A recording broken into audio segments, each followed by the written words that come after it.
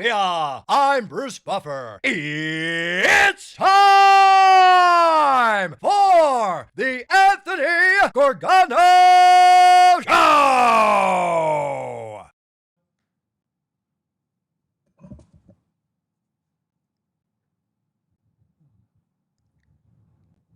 Good morning, everybody. Live from the Xfinity Studios. This is the Anthony Gargano Show. Ooh, we are presented by Xfinity Live. That's right, from the Xfinity Mobile Studios. It was not a good weekend. It was, first, let's get this out of the way.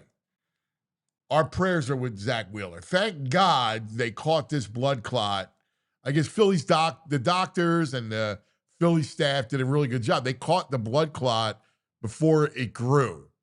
And so we'll learn more from Dr. Mike coming up. Dr. Mike's going to join us to explain about the blood clot. But from what the Phillies said in the news conference, it's an acute blood clot, which is small. So they got it before it traveled, God forbid, to his lungs, his heart. It's in the shoulder area. So thank God, because, we first and foremost, we care about Zach, his family, and his health and well-being. So thank God they caught that. Now, it's a huge blow. I will find out more from Dr. Mike about prognosis, but everything you read, I can't imagine him pitching again this year. And, that's a huge, huge blow to the Phillies Red October. They're going to need other people to step up. And Nola did not look good yesterday. A lot of hope. First inning looked good, and then it just unraveled. He just still doesn't have velo, and he just was telegraphing his pitches. Didn't look good and tough. And they're gonna need guys to kind of really step up in that rotation. Losing your ace, man, that's a rough one. Rough one, man. That's a tough one. He is, he's the glue, right? He's your game 1, 4, and 7 starter. Coming back on short rest in game 7. That's what you need. That's who Zack Wheeler is. The Bulldog. Game 1 last year against the Mets, he shut him down. It was the bullpen that imploded. He was great. He's a big money pitcher, one of the great pitchers in the game today. So tough news. Tough news. We'll dive all into it with David Murphy, Todd Zolecki, Dr. Mike. We're going to get you covered this thing. And what other options are there? I think you got to get creative. I think you got to take a look at the kids. I know Painter's getting hit around a little bit, AAA, but give it a shot. I've seen it before where you got a phenom pitcher and he's just so-so at AAA, then gets called up and his lights out.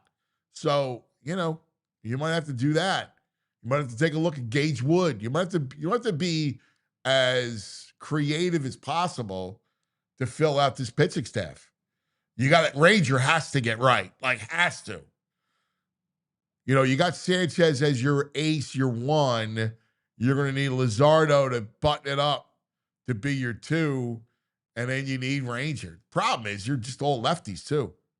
You're Sanchez, Luzardo, Ranger, all lefties, and I just don't trust Nola. You need a right-handed pitcher. You need Painter, Gage, somebody to step up in that rotation who's a right-handed pitcher. So between that and then kind of an ugly Eagles game.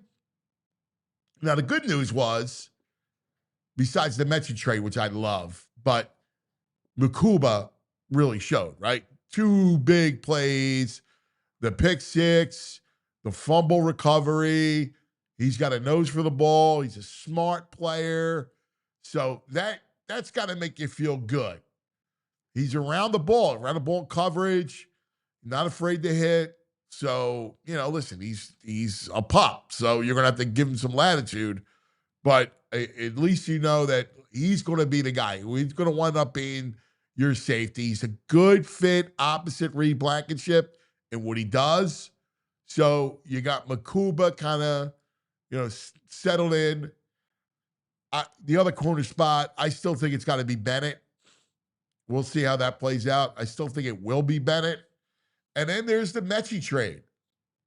So Metchie was a stud at Alabama. Like he was, when they went through those, Alabama receivers, one stud after another. After Devontae, it was Metchie. And, of course, they were teammates. And Metchie can play. He was in some bad circumstances, got nicked, never really fit. In Houston got all those receivers. CJ went through that sophomore slump. So I like this. Didn't cost you anything to get. And I think he slots in nicely as your 4. And here's the issue. If something happened to AJ or Devontae for any kind of stretch, who's your guy? Right? Like you need somebody. And he's an outside legitimate speed guy that can play. So I love the trade. I do. I know that they were not happy with the receiver depth. I mean, Johnny Wilson, I just don't think he has. He's got size, but that's it. I think they like Cooper. I think they like Darius Cooper. But again, he's so green that, I think he should make it, but he's green. And then you got to figure out what you're going to do about special teams, which is why Anaya Smith is still in the conversation. Because I don't really see much out of him, but he can return punts. You don't want Cooper returning punts. Cooper DeJean, you don't want him returning punts. So I think that's kind of where they're at. And so I like Metchie. I think it's another weapon, another speed guy. That trade was an A trade. Good morning, VG Violations, Greg Caputo. Good morning. Yeah. Bummer weekend. It was. And on top of that, late breaking news yesterday, McGlinchey's is closing in town. Oh, really? Bummer weekend for Philadelphia. Yeah. Man. Wow, McGlinchey's closing. Yeah, one of the great dive bars in town. Yeah. Wheeler shut down. Like you said, thank God they found it. But that's a blow. That's just a major, major blow. I mean, losing your ace. And again, we'll talk to Dr. Mike in a couple minutes to educate us on blood clots. yeah. But you're going to have to go on a blood thinner. Mm-hmm. And I just don't know how you could come back and pitch. Yeah, because it's in the area where he's going to agitate it, maybe loosen it and travels. Yeah, I don't know. I mean, I don't know. I can't see him pitching. I mean, I can't. I obviously, well, I don't have to say this. It's not worth the risk. So, yeah. But it's just a dramatic, catastrophic blow. It was a gut punch. Yeah. Yeah. I mean, even yesterday, you escaped Friday night with Duran when the x-rays were negative. Yeah. People were losing their minds there. Bring the card out. I mean, that's scary when that happens. I'll be honest with you. I know Topper took a lot of heat Friday night. He was supposed to pitch. He hadn't pitched since Sunday. Yeah. Like, those guys need work. He said he needs to get out. A couple buddies of mine were like, why? He should have been in the game. No. Yes, he should have. He needed work. All right? That's how it works. Guys need to throw. Yeah. Yeah. He made the statement the next day. It wasn't tired. Like, he's like, I got to get out there. I don't do well when I'm not out there for a couple days. Yeah, no, that's just part of it. I mean, it was a freak thing. Yeah, I mean. And thank God it was. Upper crowd is crazy. No, they looking for anything. They're looking for anything. Yeah. When the Wheeler news happened, I was driving to the shore for Joey's father's birthday party. Nice. 60th party. Happy birthday, for Papa Big Joe. Joe Marone. Yeah. So I went up, I was listening to the game, right? The whole thing. And they were like, oh my God, it's not Topper, it's Dombrowski. And they're like, is Topper fired? Like, Topper fired? Why would they fire Topper? What are you, nuts? And then, of course, it's the Wheeler news. Oh, yeah. But the first reaction was, is Topper fired? No. It was like, why would you think that? He's playing with like 4 minor leaguers in the outfield. He's got the second best record in the National League. Exactly. They're going to fire him. I know. It's so stupid. But this is a blow. This is a major. And it's weird because there's so much uncertainty. Well, that's it. The knee, the timeline. You don't know the timeline with this. Well, there's a sliver of hope. Thankfully, we have the greatest doctor in town at our disposal. Nice. University of Pennsylvania. The great, you see him on Fox 29. Oh, yeah. He is the doctor of the stars. Yes, he is. He is Dr. Mike. Dr. Mike, good morning. Buzz, what's going on? I love you. We need some antidepressants, Doc. You look great, Doc. It's just a tough day, man. Well, yeah, I reported on this morning with Fox 29. And now look, I don't have any access. I know I have the same access that you do Right. to information on Zack Wheeler. We all noticed. You know, my son loves baseball, and he just noticed that there was something not right recently. The way I put this together, if I put my Dr. House hat on, is he probably has what's called a venous thoracic outlet syndrome, where he developed a clot in the vein, all right, in the shoulder area. Now, if you go into that shoulder area, you have an artery and a vein, and you have the clavicle, and you've got a lot of parts right here. And it's not uncommon for people with repetitive motions, especially pitching, and especially pitching overhead, over your arm, that can lead to, over time, some damage to that vein, lead to fibrosis, and that can lead to a clot. And I think this because he said he felt some heaviness, and some really good healthcare provider or trainer said, look, get an ultrasound, and they found the clot. That's what I think. Yeah, and it was funny. That's what they said. Dr. Mike Sirigliano on the Xfinity Mobile guest line with us right now. And that's what they had said, that, you know, that the heaviness was a kind of a direct link to, like, hey, let's look and see if there's something else. And the good thing is that it's an acute clot. So you could speak better to this, that it's smaller, and they got it before it spread and got bigger.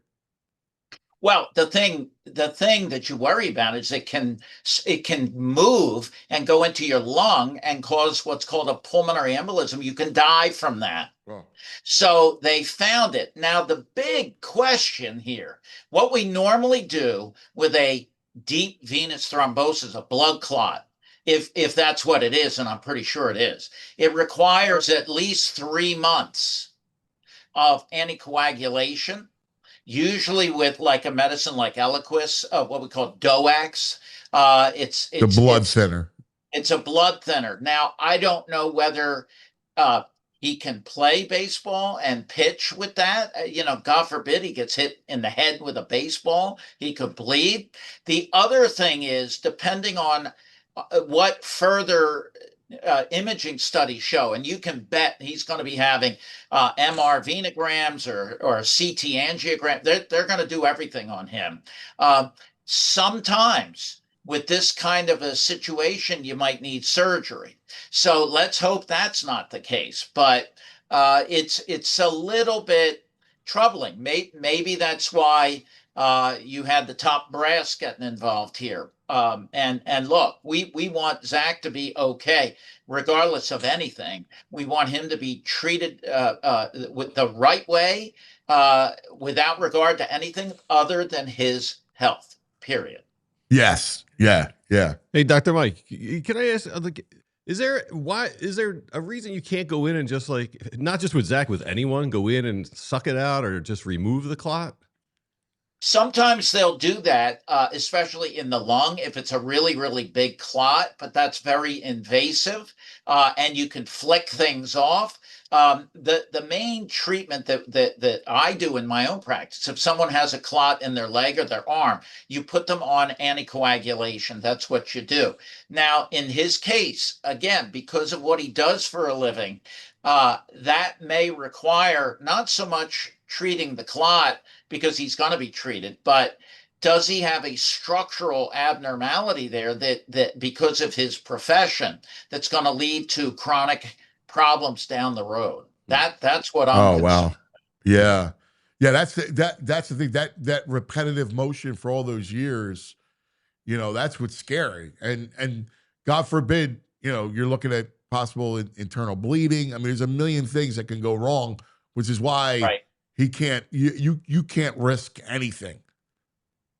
It would be immoral and inhumane to do that. So the way I look at this, bottom line is that he's going to get the best care. He's going to get the best people. He's going to get a vascular person involved, probably an orthopedist. Everyone's going to take a look at the structural anatomy to try to figure out whether or not this is something that's going to be long-term, a big problem for him, or is he going to be on just anticoagulation? Who knows? No one knows. Yeah. But that's why this is all hypothetical. This is no. It's all conjecture. You're not. But it all fits. Yes. It all fits Yeah. as far as I'm concerned. Yeah. No. And we made it clear that you're not treating Zach. You're not his doctor. But this sort of condition, and I mean, again, the minute you found out it was a clot, you went. I mean, there's no way. 3 months is the treatment, so that takes you through the playoffs. So I just can't imagine him playing. Yeah. I mean, some people will develop blood clots just out of the blue, and we call that a unprovoked blood clot. If it's unprovoked, then you have to worry that there's some kind of underlying disorder that makes people more likely to clot.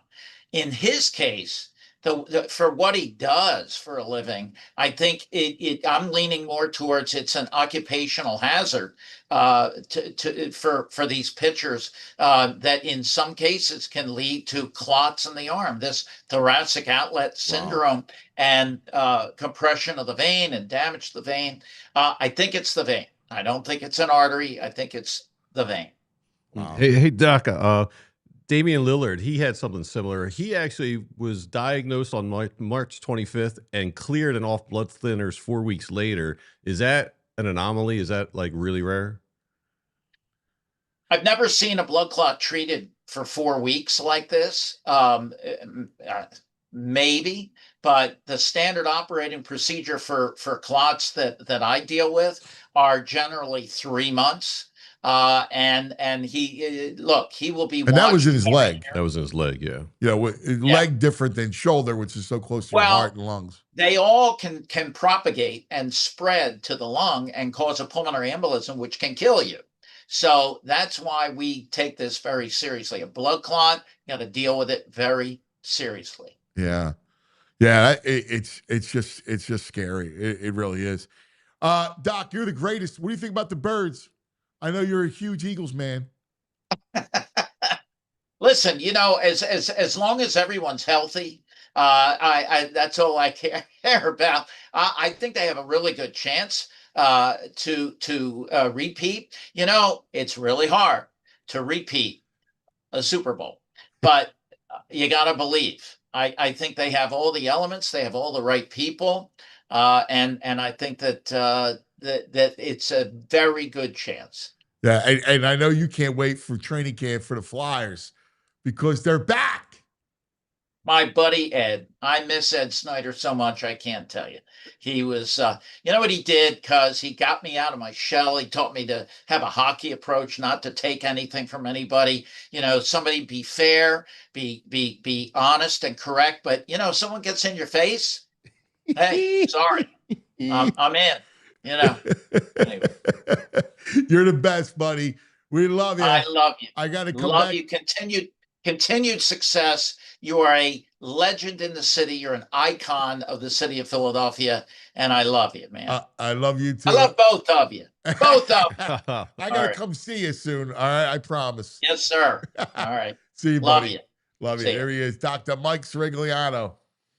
He's the best. It's. That seems to be what it is. Looking at these dates, NLCS 10-12, World Series 10-24. Can I ask you guys a question about this? Yeah, Andrew. So we know kind of Zack Wheeler's timeline for retirement is 2027. He's kind of made that very clear for everybody. Does this expedite that? Does he think now with this blood clot, do I retire early? Yeah, listen, I think you're going to, it's a very real conversation that he would have to have with his family. Yeah.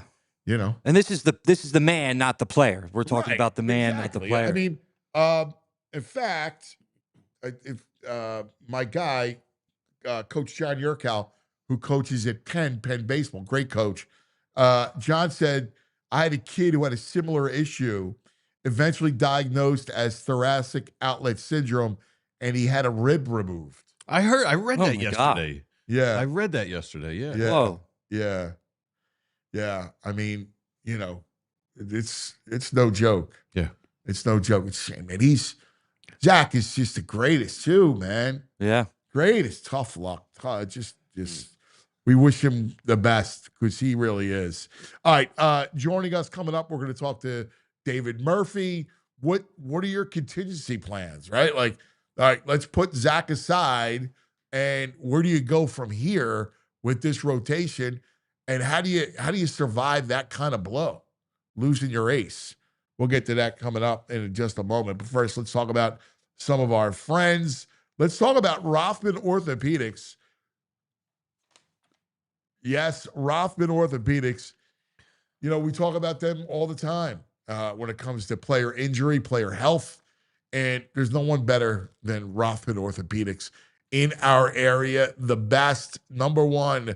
And it's not just for athletes, it's for us, right? We love playing ball, pickup games, driveway hoops, playing ball with the kids, baseball, whatever it is, running, hiking through the trails. You know, summertime, you're active.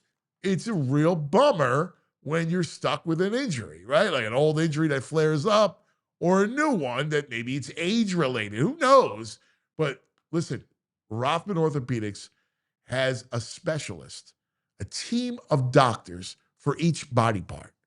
So whether it's elbow, shoulder, knee, ankle, foot, back, neck, you name it, they have a team for every body part right here in our backyard.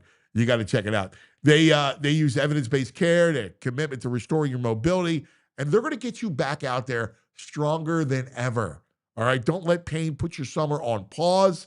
Visit RothmanOrtho.com/PHLY to book your appointment today. Get back to doing what you love, pain-free. Rothman Orthopedics, getting you back to your summer game is their mission. TrueMark Financial, you know, they got this great program for kids called the Greenlight Debit Card and Money app. And maybe your kids picked up a summer job. They got some money they've saved up, some graduation, some birthday stuff. So this is the time to help them out a little bit. And if you're a TrueMark Financial member, you get a Greenlight account for your kids or teens totally free. It's a really simple way to help them manage their own money. And whether, you know, from that lemonade stand or from that job, or even if it's just from allowance, they'll get their own debit card. They can set savings goals, track spending, and they learn how to budget, all while you stay in the loop. So like you're basically in control, but they get to learn how money really works in the real world. They make some decisions, have some goals. So before the summers are gone and it's creeping up on us, this is a great way to help your kids build smart money habits that'll stick with them long after the season's over. So head over to TrueMark.com/Greenlight, get all the details and sign up today. And don't miss a chance to set your kids up for some financial success, some financial literacy, which we all need. TrueMark.com/Greenlight. All right. Oh! Hey. Man. It's overcast. It's Monday. I know. It's a And dreary day, man. it is. Monday. Hey, Tell me why. it's just a, man, like yesterday, I loved breakfast baseball. Yes. Like breakfast baseball was fun. Did you like it? I didn't love it. No? No. And it was a long game, man. Well, I know. Woo-hoo. Yeah, well. I don't know if I love 8:30. Yeah. You didn't like the breakfast baseball? 8:30. It was 11. I mean 11:30. Yeah. No, I didn't have time. I couldn't go grocery shop. I like to grocery shop on Sunday mornings. Had no time to go grocery shopping. It just interferes with too early. It's just like early football. I like time to get my Sunday settled so that I can have fun. I liked it. I was at the gym. It was on the TV, so I was running I and like working the out. I breakfast could thing. watch the I game. like pro sports at abnormal times. Yeah, you're Abby Normal. Yeah, I like it. I like the European games. Oh yeah, 7:30. I wake up for those games. I love that. Yeah, they're the best. Have my coffee, sit there, wake up and enjoy. for? You don't like that? No. That's why you don't like the Premier League. I'm not. No, those times are absurd. It's 7:30 is like the earliest. Yeah. 7:30 in the morning. Yeah, I love that. No, that's like a It's not absurd. It's World Cup. Yes, just an everyday Premier League game. Nah, World Cup. Yeah, I'll get up early for that. If they play at 1, that's why it's. I understand the time difference. Okay, I get it. Well, I don't understand what your problem is. I don't like who wants to get up early and deal with sports 7:30 in the morning? Deal with you act like it's a A job. sentence. Really? Deal with Deal sports. with Yeah, sports. like a Are come you on. nuts? Are you going to jail? What's not? I'm an active watcher. I'm not a passive watcher. Like Deal with lay in bed. sports. Yeah. Like what? Yeah. That's a dream. That's why I love it. I wake up and like, oh my God, there's sports. Nah. Give me sports 24 hours a day. Here's why. I wish there were games standard 24 hours. I wouldn't sleep. Nah, I'm a delay gratification guy. I need all my chores done, and then I can enjoy the game. I can't, like, he's at the gym. I don't want to watch a game at the gym. You have. You got to walk. I got Mr. two border collies, so you got to walk them like a couple miles in the morning, or else they're a disaster. What are the ideas? He's walking a couple miles. Oh yeah, I'll show you my step count. I'll show you my step counter. You're walking a couple You're blocks. crazy. Walking a couple blocks. They would be chewing my rugs off if they didn't get exercise. Then, Sunday you got to go food shopping. You got to go early to beat all the maniacs. And then when everything's done, food shop. You can go later. Food shopping later. No, I don't like my chores after my pleasure. I like my pleasure at the end so I can enjoy it. Don't you, what do you don't cook? What's that matter? Yeah. I cook you're dinner every night. I cook dinner. I'm at the bar. Yeah. What do you do? Yeah, you can't go to the bar at 7:30. I mean, the bar's not open at 7:30. Yeah, it is. Like, what's in your cart? Oh, that cart is a ton of organic berries and eggs and, Organic berries. everything's organic. It costs like $300 every time we go to the grocery store. Organic. That's a fugazi anyway. Hey, I just downloaded. all right, I got a video that's going to make us all feel better. Really? Yes. Because it's tough. This will make, This is a tough morning. this is going to make every Philadelphia sports fan feel better. I got to give Frazier a minute or so to get it together. But it happened last night, and it'll warm all your bellies. We had the Little League kids from Chester County, I believe, Yes. harass Pete Alonso after a strikeout. Yeah. I watched it. They're right in his grill. Gotta be careful first pitch with Jeff McNeil. Love it. It's awesome. And way to go, kids. Yeah. Excellent work, kids. That's well trained. That is Good parenting, good coaching. Yeah, we're rooting for those kids. I watched that last night I watched that game, and I was clicking back and forth with Bears Bills because I wanted to see Caleb. And how do you look? And he looked good. Yeah. He looked good. I thought he looked really Take good. notes, everyone paying attention for your fantasy drafts. He's a geek was on him in late rounds. I thought he looked really good. Okay. Listen, they got weapons, and Ben Johnson's going to be a good coach. I think he's going to be a good coach. Preseason, Yeah. Bills didn't try, right? So it is what it is. But it was interesting. That's why I like the broadcast, because it was a Fox game. So I'm in on the national Fox game, right? So they were talking about the Bills' new stadium, and Is that this year? It's open. this is why I don't want a dome. They're about to construct it. Oh, okay. And it's going to be in ground, like we talked about, and which will help against the wind. They dig a hole and build it. Yeah, below. so it's going to help the wind. Grass field, outdoors. Like it's 60% of the stadium will be covered, but it's an outdoor stadium. And he's like, "Listen, the soul of Buffalo is not a dome." Yeah, I get And it's that. I would want the same thing here. No. Yeah, they did like a European soccer approach where they have it covered enough so the fans don't get like the elements, but it's still open so that you can have the snow, the rain, and all that fun stuff. And the beauty is, it cuts the wind down because you're digging deep. Yeah, it helps with the wind. So maybe I listen. I want the same thing here. I don't want a dome. Well, we're retractable. It doesn't have to be dome all the time. Once you have a dome, they will not, in cold weather, they will put the roof on.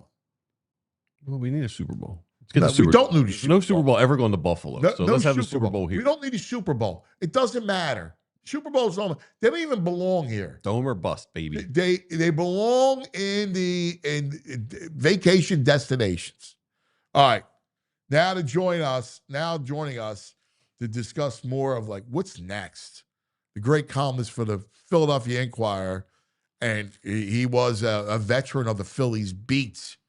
The great David Murphy on a Murphy Monday on the Xfinity mobile guest line. Murphy,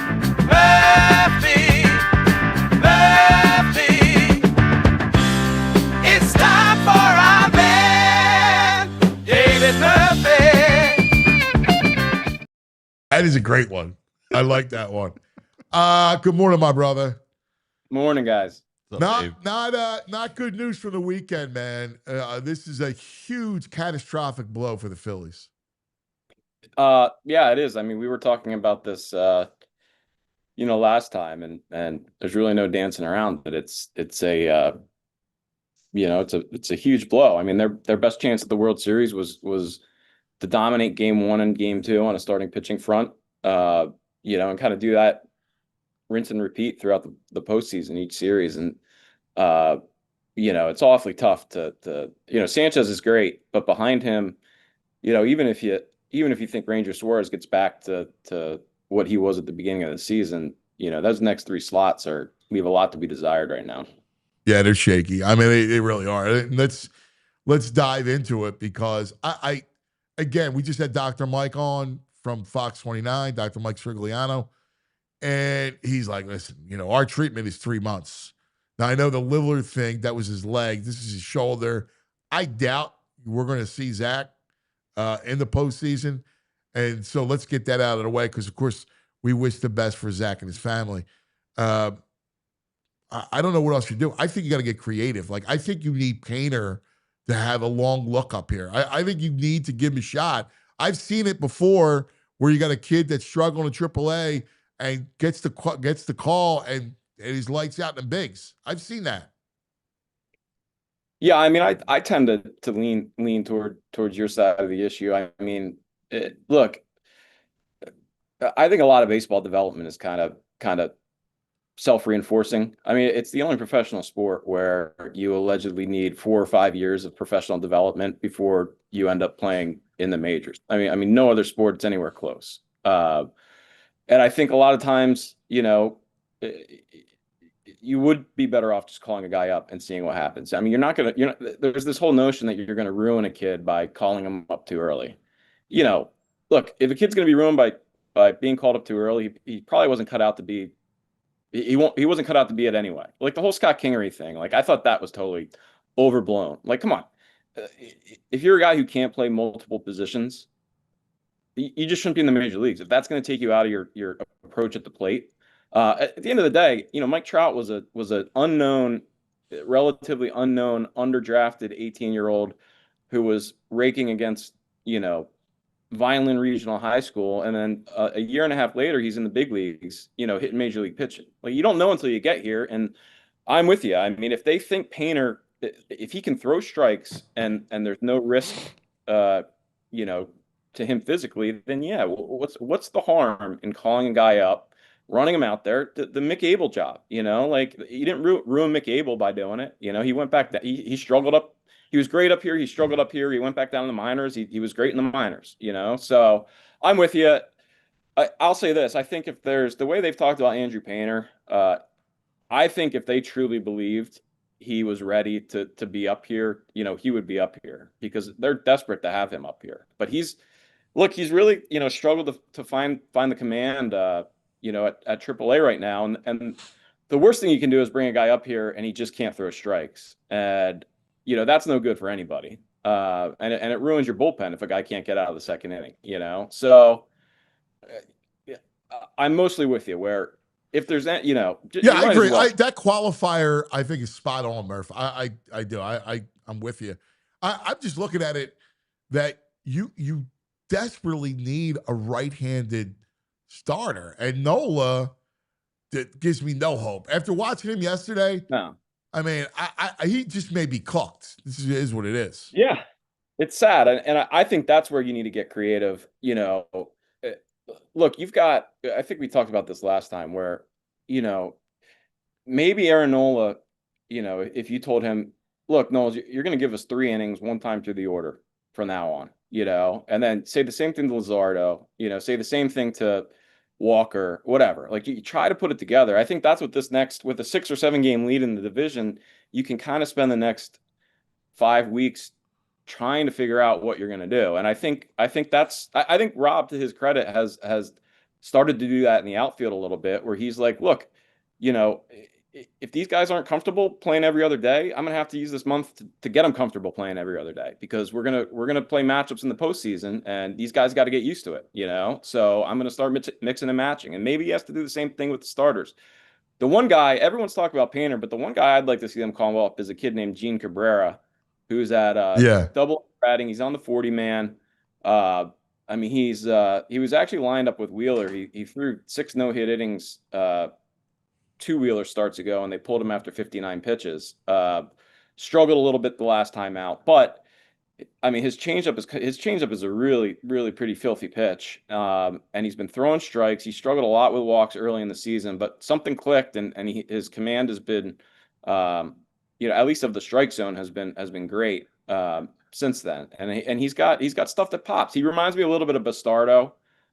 He's kind of case in point of a guy where you just call him up and see what happens. I mean, Antonio Bastardo came up here in San Diego and threw like 50 straight fastballs, not all of which were in the strike zone, but it was enough to give you some juice. And he really contributed, and then transitioned into a very valuable role out of the bullpen.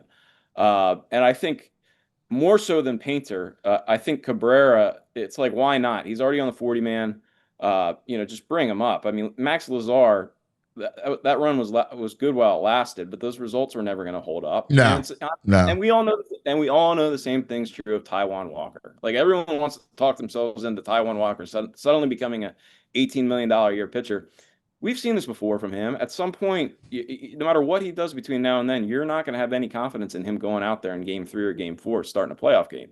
And you need to find another option, is what it comes down to, or else you're just going to, you got to take some chances if you want to win a title right now. Yeah, I'm with you. What do you hear about Gage Wood?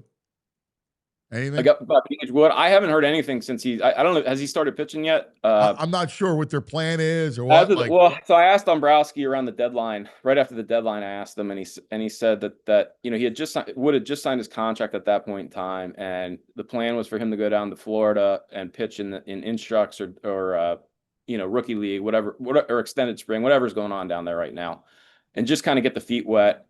And I asked him, like, is there any chance that he's up here by the end of the season? And he said what you'd expect him to say. He said it a little harder. My take was they genuinely did not draft him with thinking that was a like serious possibility, but he wouldn't rule it out. So look, again, I think that they're at a point where if he's like Orion Kirkring at the end of that season, they did it with Orion. And that's why I'll give Preston Mattingly and Dombrowski some credit. Like, if they believe a kid, if a kid has any chance at all, they've shown that they'll call him up. They did it with Rojas, they did it with Kirkring, they did it with, so that might be what we're looking at. I think Cabrera could fill a role like that out of the bullpen too. So yeah, Wood and Cabrera are 2 guys that I'm going to keep my eye on.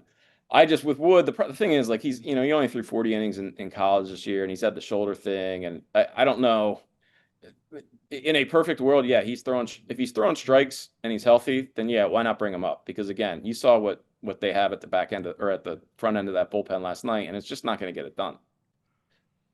Hey, Dave, after you had tweeted out about Cabrera, so I can't find anything about his fastball. Do you know where his fastball sits? Because he's only 145 pounds.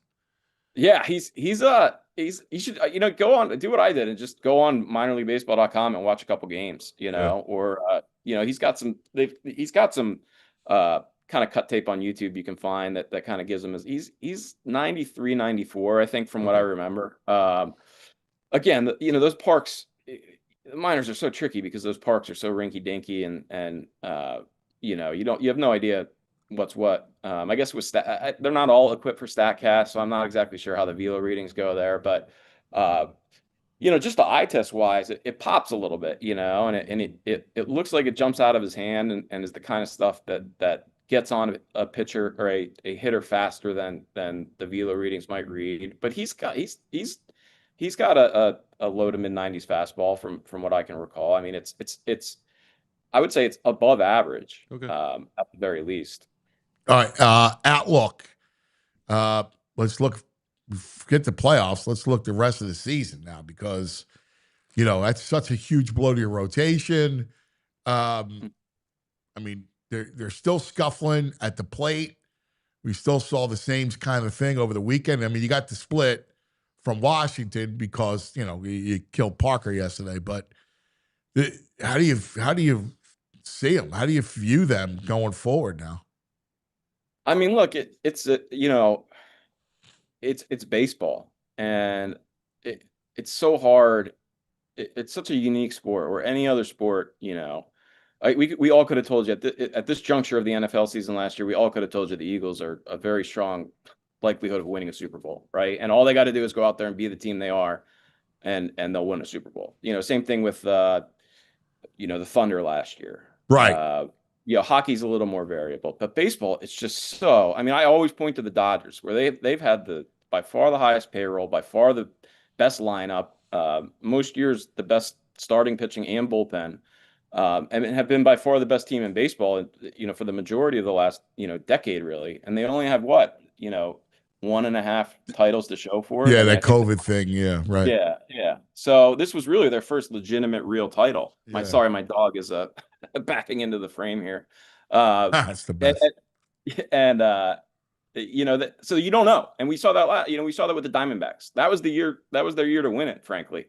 They were the better team, and the bats just didn't show up for 2 days. And that happens to every team at some point during the season, and it's just so hard to predict. So I know. I'm not going to rule them out, put it that way. I mean, we just watched the 87 win, Diamondbacks team go to the World Series. I think the Rangers had 87 or 88 wins when they won it.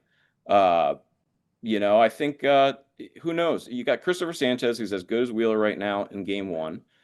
You've got Suarez, who can be as good as Sanchez in Game 2. Can be.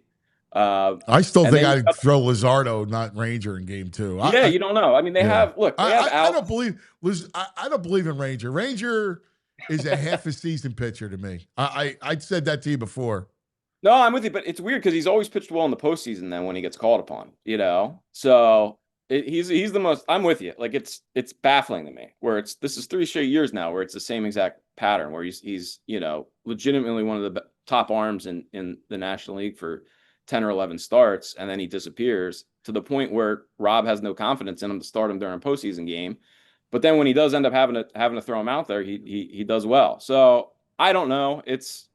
Look, I think the odds are against them. I think the odds would have been against them with Wheeler. I think it's a shame, but I can't rule them out any more than I was. No, I mean, I'm with you. It's baseball, and who knows? Maybe maybe the lineup they're such a different team when the bottom half of the lineup is hitting, right? Like when you're getting Stott and Marsh and those kids are hitting, JT maybe, like who knows?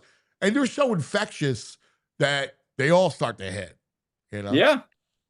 I know the Brewers are playing for Bob Uecker, but I guess the Phillies are playing for Zack Wheeler now, So it's don't count that out. It's you never know. Like, look, nobody would have in 2022. Nobody believed in this team right up until the middle of September. And I remember distinctly people saying, I hope they don't even make the postseason because I'm tired of watching this team. So you just have no idea. I'm with you. I mean, I think it's going to take. It's going to take some compensation from the lineup, and you're going to need, like you said, one of Stott, Marsh, and whoever, Castellanos. A good sign from Bohm, the power yesterday. Now, if you can get Bohm, I was talking to Charlie during the game. We were talking, and he's like, man, if he could just hit that inside pitch, that's his power pitch. Yeah. And we've been waiting for it for 5 or 6 years now, and believe me, I've been the biggest Alec Boehm believer in the world. But at some point, like Tio said, if it quacks like a duck, at some point it's a duck, and he's been quacking for 5 or 6 years now. Quack, quack. It doesn't make any sense when you see the way he's built. I know. Like he's got a nice swing. How does he beautiful not have power? Plate coverage. I know. I don't understand it. It's it's just, you could see it in the approach where it's just like he does not have a power hitter's mentality, and he's where these guys, he's a lot of arms.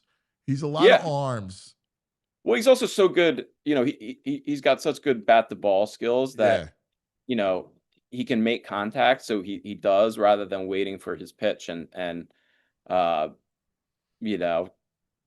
with you. If he could wait for that pitch, which is what Harper does, which is what Schwarber does, but he's not thinking that. So at some point, it's such an instinctual game where, like, it sounds so easy to be like a hitting coach and all you got to do is, like, rework the mechanics, and it's not like a strategy thing. It's like Ryan Howard just, like, could not see and react to that outside slider fast enough, like, no matter what he did. It wasn't about, like, it was just like, it takes 1 second for the ball to get to a plate, and, like, your brain just don't work that fast. It's like same thing with Castellanos, where it's just like you can't teach a guy who like, it's when a sport is that much it's like trying to teach a quarterback to like see the field. You can either do it or you can't, and that's kind of baseball. It's like, that's why guys like Harper and Schwarber are just amazing, because it's the fact that they can recognize a pitch, react to it, and put that powerful of a swing on it in that short amount of time. And you know what's amazing? The way Schwarber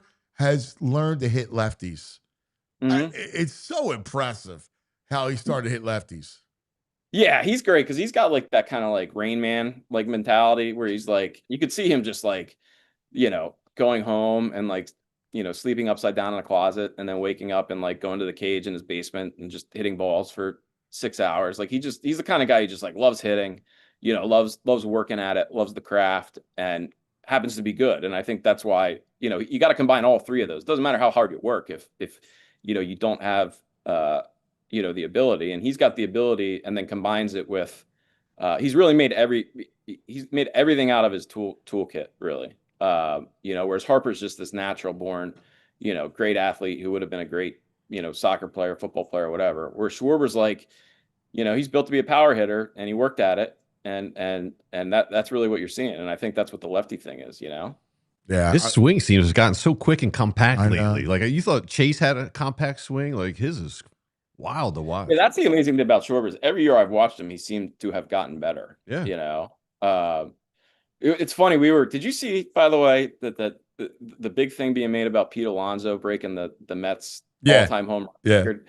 And so they're making this big thing on Twitter about it, and they show this historic moment, like it's Hank Aaron running around, in Atlanta, and then they show the graphic 253. How in the world does a self-respecting franchise only have 253 home runs as its career home run mark? That's unbelievable. And I bring that up in regards to Schwarber, because he's got like 180 in 4 years with the Phillies, which are his like fourth team, and he's signed with them at 29. It's a testament to Schwarber, but it's kind of puts it in perspective just how good he's been, over these last 4 years, that he would be that close to breaking the Mets franchise record on a 3 or 4 year contract. My brother, great stuff. All right. As always, best to the little man. Yep. All right. He's with his Mimi right now. So. Oh, good.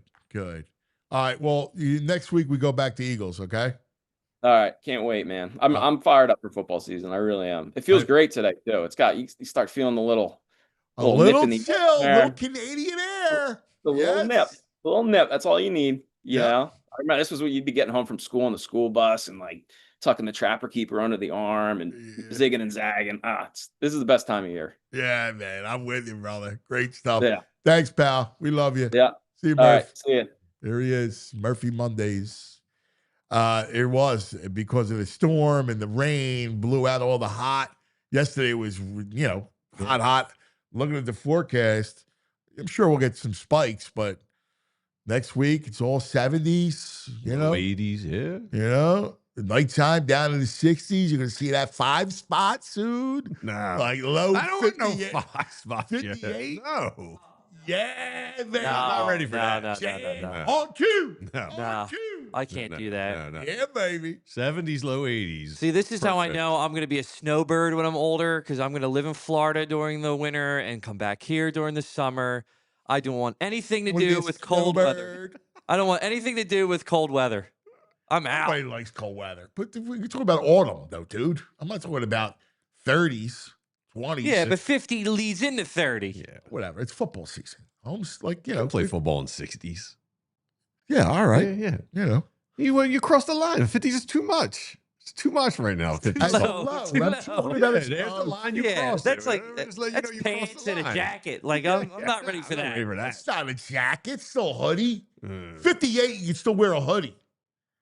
Come on. High of 58 bums me out. The low is 58. Oh, the low, okay. Yeah, low. You sure. got the brain. Brain said he overslept. He's on his way. Brain. Like, what's he do? He overslept. This guy knows you have a Dude, alarm who clock. knows? He's. Let's say this, though. The books have had some time to reanalyze the data with the Wheeler news. And on the great site, Bet Parks, Philly's still second to win the World Series behind the Dodgers.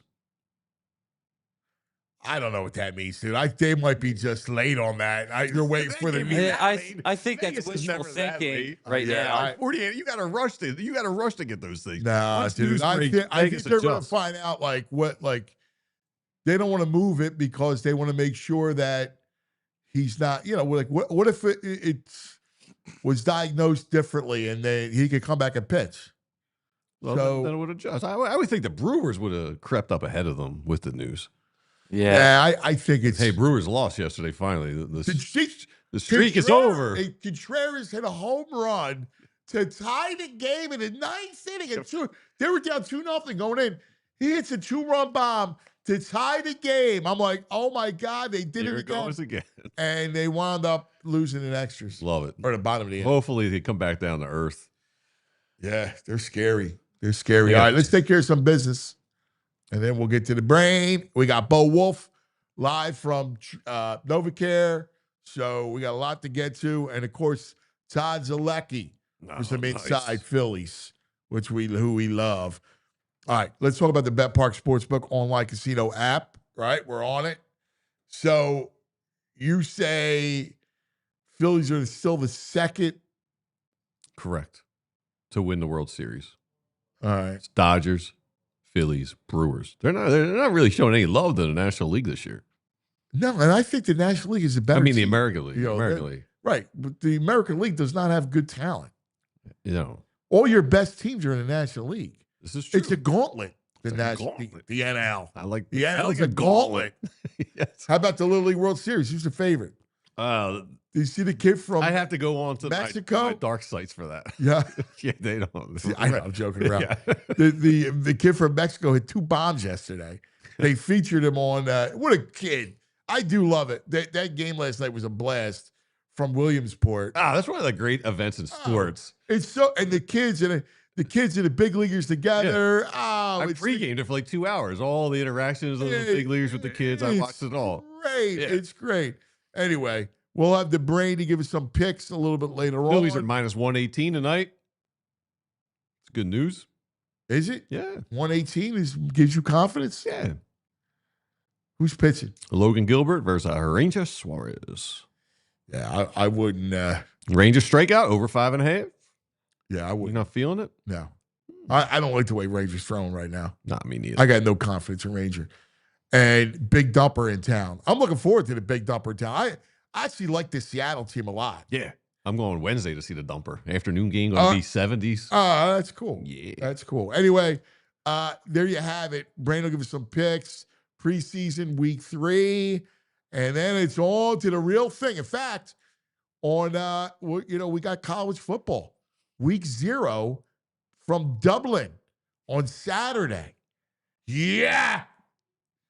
Check out the Bet Park Sportsbook online casino app for all of your incredible fun. Don't forget, new customers got $1,000 casino bonus back. if you're down your first 24 hours of play. BetParks.com is all the details. You got live dealer blackjack and roulette and all the slots. What slot were you playing? They got a new one. Whitney Houston. Whitney Houston? Here a little greatest love of all. Wait. So you're playing the machine or the game and Whitney Houston's singing? Yeah, the microphone. It's all like, yeah. You get a couple three Whitneys, you get a bonus. Yeah, dude. Oh, that's great. You got to be 21. You got to be in PA, New Jersey, Michigan, Maryland, Ohio. If you have a gambling problem, please call 1-800-GAMBLER. All right, now let's talk about Xfinity Internet. Yes, the Wi-Fi is booming. The most reliable Wi-Fi with the best-in-class equipment. That Xfinity Wi-Fi is booming. Whether you're streaming, gaming, or working from home, you got it booming. Do more of what you love and love how fast you do it with Xfinity Internet. I got it at home, and, I got two gamers, right? My wife streams from upstairs. She don't even use the TV upstairs. She watches on her iPad. Like, we watch a lot of shows on the iPad. Mm-hmm. And so she's streaming that. They're playing games. Anthony's got some contraption. It's like downstairs in the basement. So, and I'm watching games, right? So we need our Xfinity. We need our internet booming, and that's what it does with Xfinity. Yeah, I'm always downloading large art files and videos for work and cruising download speeds and upload speeds. It really is. Xfinity combines the power of internet and mobile. So if you've got lightning fast speeds at home and on the go, with Xfinity Internet Mobile together, Wi-Fi is booming wherever you are. So you get Xfinity Internet plus mobile and supercharge your phone with Wi-Fi Power Boost for the ultimate connection. With Xfinity Internet Mobile, you can do more of what you love wherever you are too, not just at home. With Xfinity Internet and mobile, you're hooked up, stronger together. Xfinity combines the power of internet and mobile. Most reliable Wi-Fi claim based on Open Signal Awards USA. Fixed Broadband Experience Report, August 2024. Restrictions apply. Xfinity Mobile requires Xfinity Internet. Wi-Fi Power Boost available to Xfinity Mobile customers only. Actual speeds vary. There you go. All right. We will join the brain coming up shortly. And then we'll go back to the NovaCare to talk to Bo. It was good to see Makuba flash. Oh, yeah. I mean, we're talking about the secondary and having this secondary able to kind of see you. Yeah. Like Makuba showing you he's around the ball. Yeah, ball hawk. The reports we heard from everybody, like safety getting beat over the top, his size and issue. He came out and played. He's only been playing a week, right? Well, no, I mean, and here's the thing. You just needed him to, show you something. There were two splash plays. Now, again, the fumble was, he was around the ball, right? Yeah, right time, right place. He was around the ball, and then an interception, Not a great throw, but no, it was a bad throw, but it doesn't matter. Read it, yeah. And that's all you need, a couple splash plays to get you excited. All right, we'll talk more about Makuba with Bo coming up, but now the brain. Brain. Red the Brain Feinberg. Top of the morning, brain. How are you, my friend? Was you oversleep? Threw a hat on. It's so funny you should say that. I actually did oversleep. No joke. That's exactly what happened. Well, I know. I mean, you texted Andrew. Andrew told me. Oh, I was like, man, how do you know that? I'm like, no. But I did. It's funny because I'm here in Nashville. Man, it's such a different world now. Like trying to help my kid move in. I'm not lying when I say this. We were, and it's funny. My wife's like, how could that be? It just doesn't seem humanly possible. I woke up 6 a.m. yesterday. We started the move at 7 a.m. I swear to you, I didn't get back until I want to say like 10 p.m. Wow. I honestly felt like I played, I don't even know, like 28,000 basketball games. It was the longest day of all time. And when I went to Michigan, I don't ever remember moving. I'm trying to remember. What was the why was it so arduous? It was, first of all, I don't know. I guess you Brain's have to son goes to really Vanderbilt, Versace. He goes Yeah, to yeah, Vanderbilt, just so we know. and it was. I mean, it was just he has so much stuff. I guess. I mean, I finally it's just a small little room. I don't even know how it took so Is long. he in a dorm or has he got a whole house to himself? Dorm. No, it's a dorm. A Where dorm. do you fit in a dorm? You need like something to play some music, some clothes, and a I don't know. laptop. Well, first of all, Microwave, setting up this one TV. chair. Because he's a bad back, so he had to set up this one special He's got a chair he bad needed. back. He's like 20 years old. He got a bad back. Trust me, I have a bad back. He doesn't know what a bad back is. Right. But I mean that took alone over 2 hours, and Sitting in this his nice mom's chair like with an his aerospace Versace robe. engineer. She's like, this woman's a genius. Trying to set this thing up took hours, and I don't even know. I can't even talk about it. But it was. Brain, why don't you hire people I to was move? so tired. You're jet setting all over. You're putting a Bitcoin on a Yeah, I fantasy know. league. You can't pay a couple dudes $300 to move them in and That's- set everything up. That's what my wife said, but I don't know. His mom likes to do it, likes to a certain way of doing everything, but it was arduous is the word I would use, man. I mean, I was sweating like you would have thought I was in a swimming pool. It was 100 degrees here. I had to go back and forth. I'm not exactly. I literally went back and forth to the car probably at least 100 times. The storage units. Brain does a day or two, half a day of manual labor. Look at him. Hey, listen. For a weekend in Listen. Vegas. Listen, VG. Listen. No, let me tell you something, VG. Like you climbed Mount Kilimanjaro. Okay, well, first of all, I worked. Let me tell you. Talk about manual labor.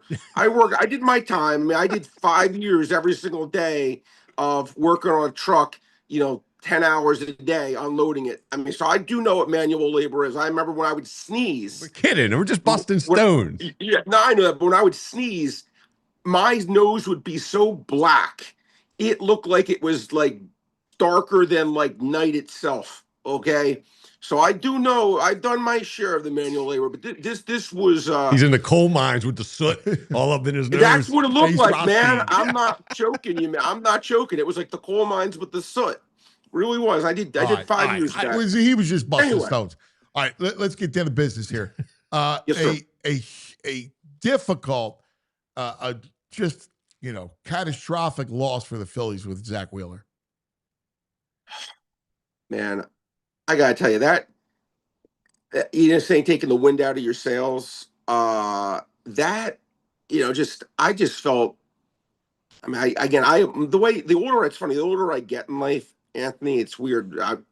It used to be when I was younger. Even I would always just think, I'd be so upset for me and like the team, but for me, as a fan. Now I feel bad for the I think to myself, wow. Oh here's yeah, Zack Wheeler. exactly. Here he is, the end of his career. Guy hasn't won a World Series, and this isn't like. I mean, I'm saying this isn't. This could be something serious potentially. I hope to God it isn't. And I just felt really bad for him. I was like, oh my God, poor guy. Here he is, and I just felt really sad. Yeah. Just for him. I was asking doctor friends of mine. I don't know what you've heard. I mean. So we had Dr. Mike on, and again, it's 3 months, of blood thinners, and you can't pitch while you're on blood thinners. So, I mean, it doesn't appear, and unless we talked about the Damian Lillard situation where he was back in a month. I remember. But that was it was his leg. It was different. This is his shoulder. I don't know. I mean, we just want him to be well. Yeah, and listen, it's look. There's no. That's one. There's certain things in the sports. We live in a kind of a bubble, right, Anthony? VG, like of a sports bubble where, that's just our world. And there's certain injuries or certain things you just say, this one's going to be really hard to overcome. This one's going to be really hard to overcome. Yeah. I mean, I would go as far to say this would have been. I would have ranked Schwarber 1, and I would have ranked him 2 in terms of guys I wouldn't want to lose. It was a draft of okay, who could we just not afford to lose? Schwarber would be 1. He would have been 2 for me. I don't know. I'm curious if there was any reason why, and they touched on this, Anthony. He was, for him, struggling a little bit his last 5 starts for him, right? Like, I think he's the best pitcher in the world, arguably, right? And his last 5 or 6 starts hadn't been quite as just dominant. Yeah, as it we're was just- he felt heavy, like the arm felt heavy, and that's what they decided to do, and look, and that's how they discovered the clot, and they got it early, thank God. Yeah, I mean, yeah, thank God. And look, what they would need to have happen, which is not a zero-sum chance, but I mean, God, I mean, Aaron Nola hasn't had a good start all year. He's like freaking like Markelle Fultz from 3. He's like 0 for the board. But I mean, again, this is a guy who's had a great career, Aaron Nola. Yeah. They need Aaron Nola to. Yeah, dude, I think he's cooked. I mean, I'll be honest with you. Watching him throw yesterday, he looked Madison cooked. I mean, he Bumgarner, just looks like a guy that doesn't have stuff. His velo's down again. You know, I mean, he's going to catch too much of the plate. He looks hittable. I love Nola. I hope he's he's had a really good career, a lot of innings, but he looks cooked to me. I told you, to me, the comp for him is Madison Bumgarner. Those guys were great. They never were injured. They pitched a ton of innings. Yeah. Obviously, Bumgarner had much more success, like World Series. Yeah, like stuff the hope that. is but like you prolong. He went to Arizona. Rest, do what you kind of do in the off season, and maybe you recapture another decent year. But I have no hope for World Series. I mean, trying him out there in a playoff game, I'm holding my breath. Yeah. No, listen. Well, if they don't get that, yeah, I mean, it's going to be. Look, you're just going to have Sanchez. It just changes. It's like the opposite of when they traded for the bullpen help getting Duran, right? That kind of seriously like changed everything. Yeah. This changes everything the other way. Yeah. Where it's just like, man, like how are we going to overcome that? I don't think they're going to be able to. Brain, you're the master of the lines. We were talking earlier. Phillies are still second on Bet Parks for World Series. Have they not adjusted the odds to the Wheeler news? Or are they waiting to hear something more definitive? Well, again, I can't answer. And it's funny, I didn't even look at the World Series odds, VG, to be honest, but that's shocking to me because it hasn't adjusted. It's just silliness. Now, here's the thing, though. They really still should win the division, and they're going to be in a battle with, let's call it the Dodgers/Padres for that number 2 seed. But, again, like, to me, again, we talked about it. There was 6 teams. I thought the Mets were... Again, I actually thought if the Reds somehow got in, the Reds would be a lot more dangerous than the Mets. But I thought the Mets were the least dangerous team. I'm going to be honest. I would say the Mets and the Phillies would almost be like the co-teams I'd want to play if I was in the playoffs. Yeah. Based off this news, just keeping it real. Doesn't mean they still can't win the World Series, everyone. I mean, again, it's baseball. Yeah. It's baseball. We see the you got to hope the Diamondbacks lineup win the gets World hot. Series. I mean, that something happens and there's a switch and then they get a little magic. I mean, I've seen that, so I don't know. Yeah, we've seen it. Yeah, look, the Diamondbacks went to the World Series. They beat the Phillies. The Phillies were 10,000 times better. Right. It happens all the time, but you're gonna have to win every close game, right? No, when the games are you need 4-3, magic. they have to You're win gonna need magic. That's bottom line. Yeah, but it's a shame. All year you fight for it. It just goes. Anything football wise, preseason, week 1, college. We got a college we'll be talking about a little bit later on. We got week 0 coming up Saturday. Yeah, I'm looking at the Iowa State, Kansas State game. The line's actually moved down a tick. It was opened at 4. It's down to 3. Go back. Yeah, I'm looking at Iowa State Cyclones. That's what I'm looking at. But I missed it because it's down to 3, and I need it. If it goes back up to 3.5, I may bite on that one. Because I do think that line should be. Again, I made it 3, and then it was 4. I probably should have just taken it there. But I do think that if it goes up a tick, I do like the underdog there. I think the Cyclones can keep that close. That's right. You know the family well, Anthony. Again, you know everyone, so I know that's like your, that's like one of your I'll be guys. I'll be rooting for Iowa State. Well, look, Iowa State. I mean, that's they're obviously a great. Anything you like? Yeah, I did, Anthony. Again, I heard you talking tail end. I mean, I bet the Mariners big. I don't trust Rich as far as right again. Like now, these things in life, guys. Let me just say this: when I say I don't trust, Anthony, remember in your Fox show, I said we talked about Max Fried, and I go, Max Fried's a guy I thought was having a great year. The guy's had a great career. I go, he's had 7 straight games of giving up 2 runs or more. I go, but he started off great, but he's been horrible the last 2 months, and he got bombed again. Ranger Suarez, he started off great. He just has not. And the same thing happened last year, right? He did the same thing last year where he started off great, and then it kind of just being, over the course of a season, hard for him to sustain 30 great starts. Obviously, he started off injured, but Gilbert, on the other hand, I do trust. Mariners lineup, I like better. I like the Mariners better in every spot in this game. Better bullpen, better starter. Yeah, I better know. lineup. I hate to say it, but I And there was no- I and saw I'm- that when he and told I'm- me the line. I was like, first of all, I Gilbert's think I took good. plus 102. I think I took plus 102. I don't know what it is this morning. I woke up a little late, but I know it's probably around a peck. Yeah. That's a game that I'm going to bet Monday, Tuesday, Wednesday, Thursday, Friday, and Saturday and Sunday, and just take my chances.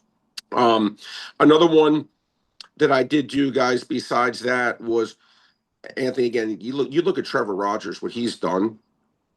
I mean, this guy, he's had like 15 straight starts of just utter dominance. Yeah. Yeah. I took the Orioles in the 5-inning line like plus $1.10 against Dustin May, who's had one good start in forever. Now, happened to be his last start. He pitched a shutout. He pitched well, but again, I will take Rogers getting a half run. I'm not sure I wasn't getting a half run. It was Pickham. I'm sorry, it was Pickham, but it was like plus $1.10. I just felt like, again, Baltimore's actually hit the ball. Baltimore can hit, and when he pitches, they're good. When he I agree. pitches, they're good. I agree with you. Yeah. And those were the 2 games that stuck out to me, that I just felt were, again, you're right. I just felt I have the better of it right there. Yeah, I agree. I'm gonna go a little waka waka today, I think. Waka waka. Yeah, Wulf. Walker's been consistent all year. I mean, he's more. That's Kansas City still hanging around. Yeah. I think they're still 2 games above 500, so they still are fighting in for that for their last playoff spot. But I don't think they're going to quite get there either. Yeah. All right, my brother. Always listen. Enjoy hanging with Versace. Yeah, man, I'm out of here today. So as soon as I'm off here, I'm going to be going to the airport pretty soon. But see you guys later in the week. All right, buddy. Good stuff, man. Get some rest. The brain looked like he went through it. Yes, he did. Can I say, Vic Fangio started off his availability today by quizzing Eagles reporters on the Phillies' magic number. And he also said yesterday is an example of why Rob Thompson was right for bringing in Duran on Friday night. He knows baseball, man. He knows baseball. Yes. He really does. He knows his baseball in a big way, man. All right, let's go down to NovaCare. A man who was in attendance for the Vic Fangio news conference, of course, our own Bo Wulf on the Xfinity mobile guest line. Our man on the ground, he's solid and sound. He's on the hunt for Eagles news. Handsome and astounds, clever and profound. We're talking Eagles with Bo Wulf.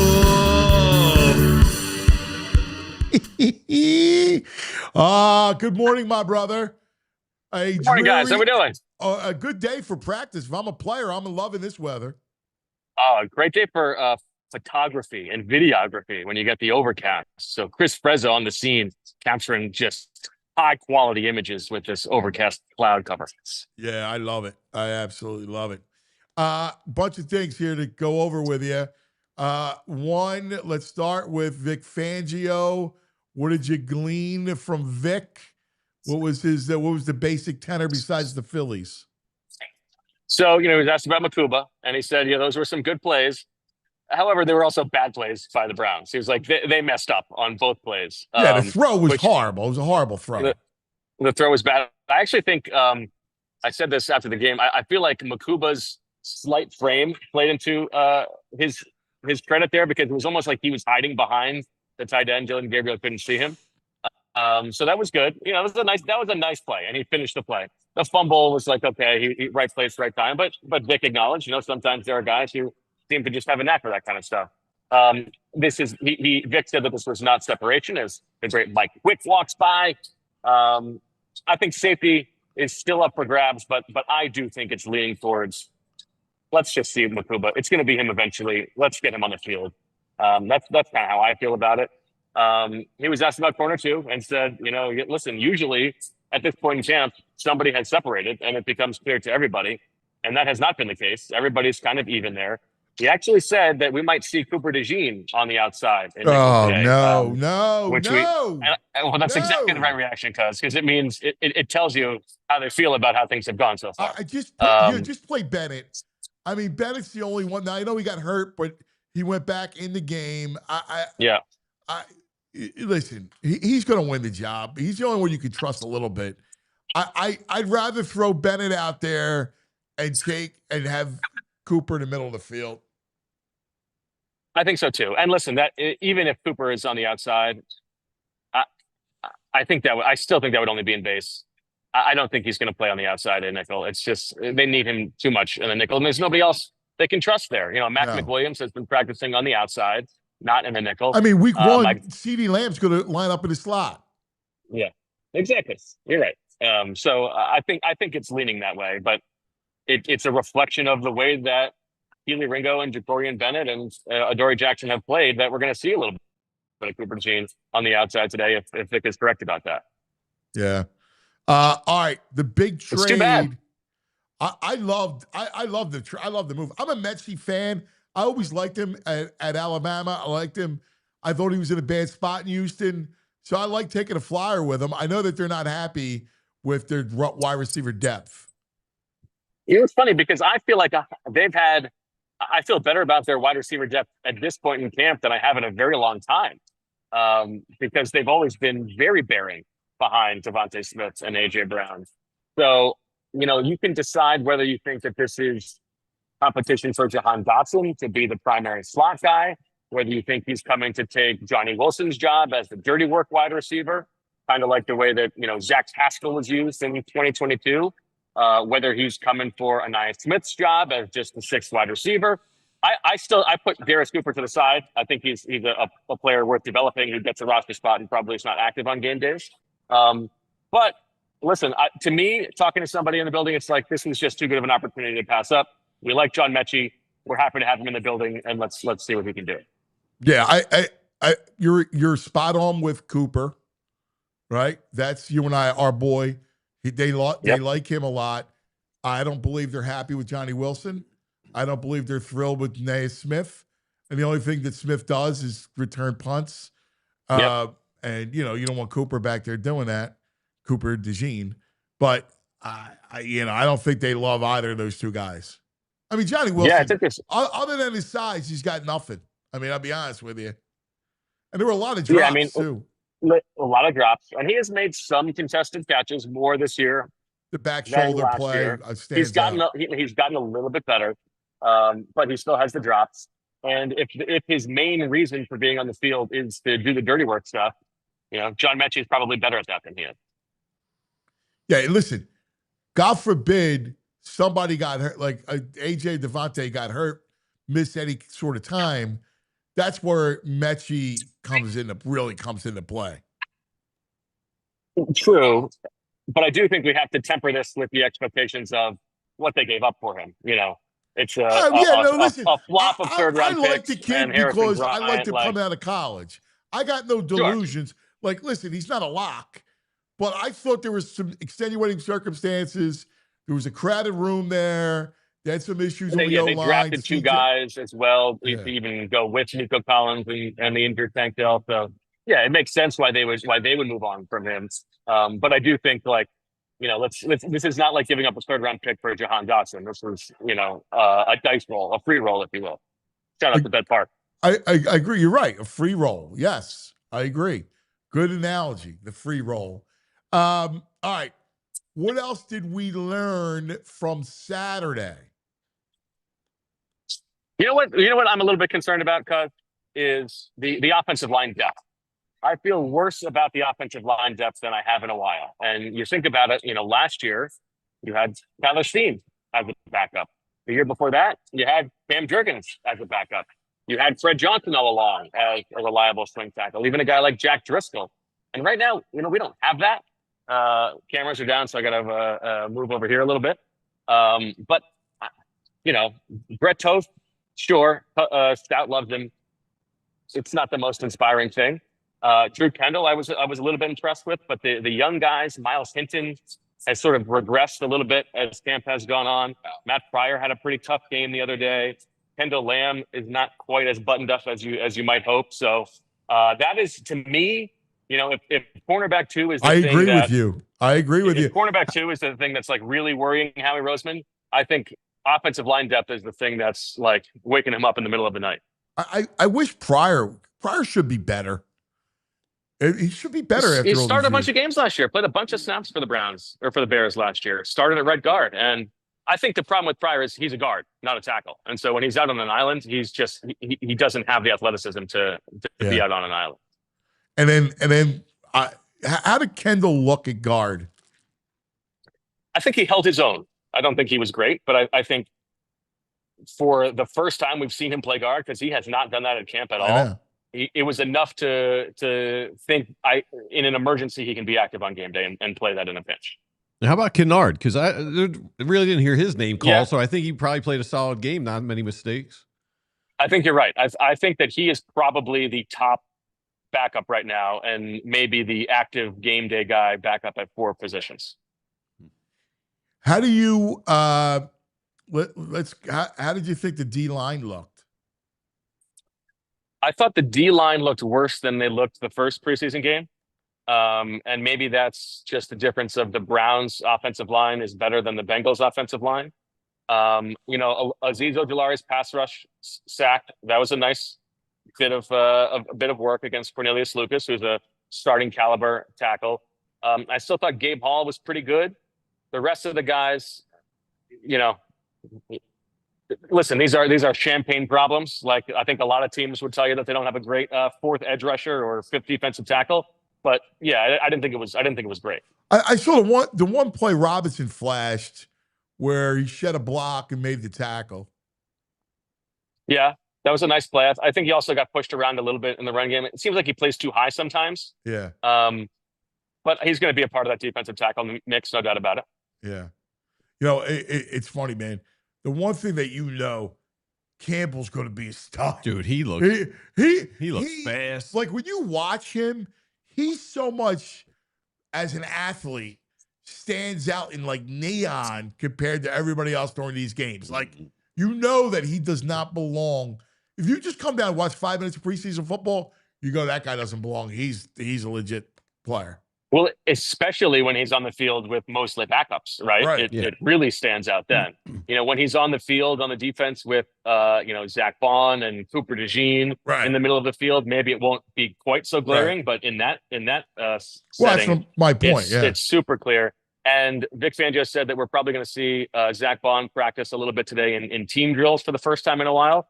And we have not seen yet one time this summer Campbell and Bond get to play together. And I cannot wait to see that, because the two of those guys, how versatile they both are, it really feels like Vic Fangio is going to be able to do a lot of fun stuff with them. All right, so Friday night, what do you expect? Just a complete that nobody plays Friday night, just kind of figure out what you got? Yeah, it's funny because remember last year, Nolan Smith played into the second half of that final preseason game for Vic Fangio. And we were all thinking, oh man, like, is Nolan Smith a bust? Like, why is he playing this late? This is nuts. And then, of course, he had that unbelievable progression over the course of the season. I've said it like 100 times now. I don't remember anybody ever improving as much in season as Nolan Smith did last year. But so I think for defense, I do wonder if Makuba will play, because he didn't get to play in the first game. Yeah, so he should I would play. imagine that Vic wants to see him get some reps. And in the corner, I think the corners will play. I think they have to, don't you? Yes. Because you got to evaluate these guys. I don't think the front 7 guys would play. Maybe Jihad gets a series or two since he's a rookie. But on offense, Jihad. I don't think we will see anybody on offense that matters. Yeah, I wouldn't play Jihad at all. What'd you think of the third quarterback battle?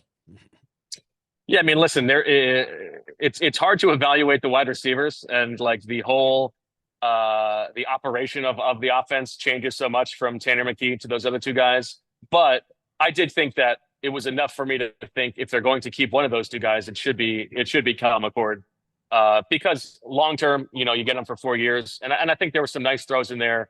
He wasn't protected very well. Neither was Dorian Thompson-Robinson. But I've said it all along. I would rather invest in 4 years of McCord than if you think. I mean, DTR Thompson-Robinson can't has throw. played in the I'm summer, sorry. He stinks. He's just not good. It's a great kid. He doesn't do anything He good. just doesn't play in the league. I mean, I just don't see him. I mean, he doesn't do anything that I like. I mean, yeah, it was not his best performance. I mean, they threw for 40 yards combined the whole game. It was not great. No, I mean, so he got a low ceiling. I think he's at his ceiling. Yes, where McCord. Yeah, I mean, you don't know. He could. The one attribute he has is. I think the competition is no longer between Kyle McCord and Dorian Thompson-Robinson. It's between Kyle McCord and if there's anybody else around the league that they're interested in. Yeah, agreed. Because I do think they're going to look for another quarterback. That would make sense. How about your guy Brandon Johnson? He played a little bit of slot corner. Is he going to make the squad? Oh, guys, this was like this morning was like, you finally muster up the courage to ask out the girl you've got a crush on for a while, and she lets you down hard. I finally asked Vic Fangio because listen, Brandon Johnson moved up the depth chart. He has been the number 2 nickel the past week. Played the whole first half the other day. And I said, okay, Vic, what has Brandon Johnson done to move up the depth chart?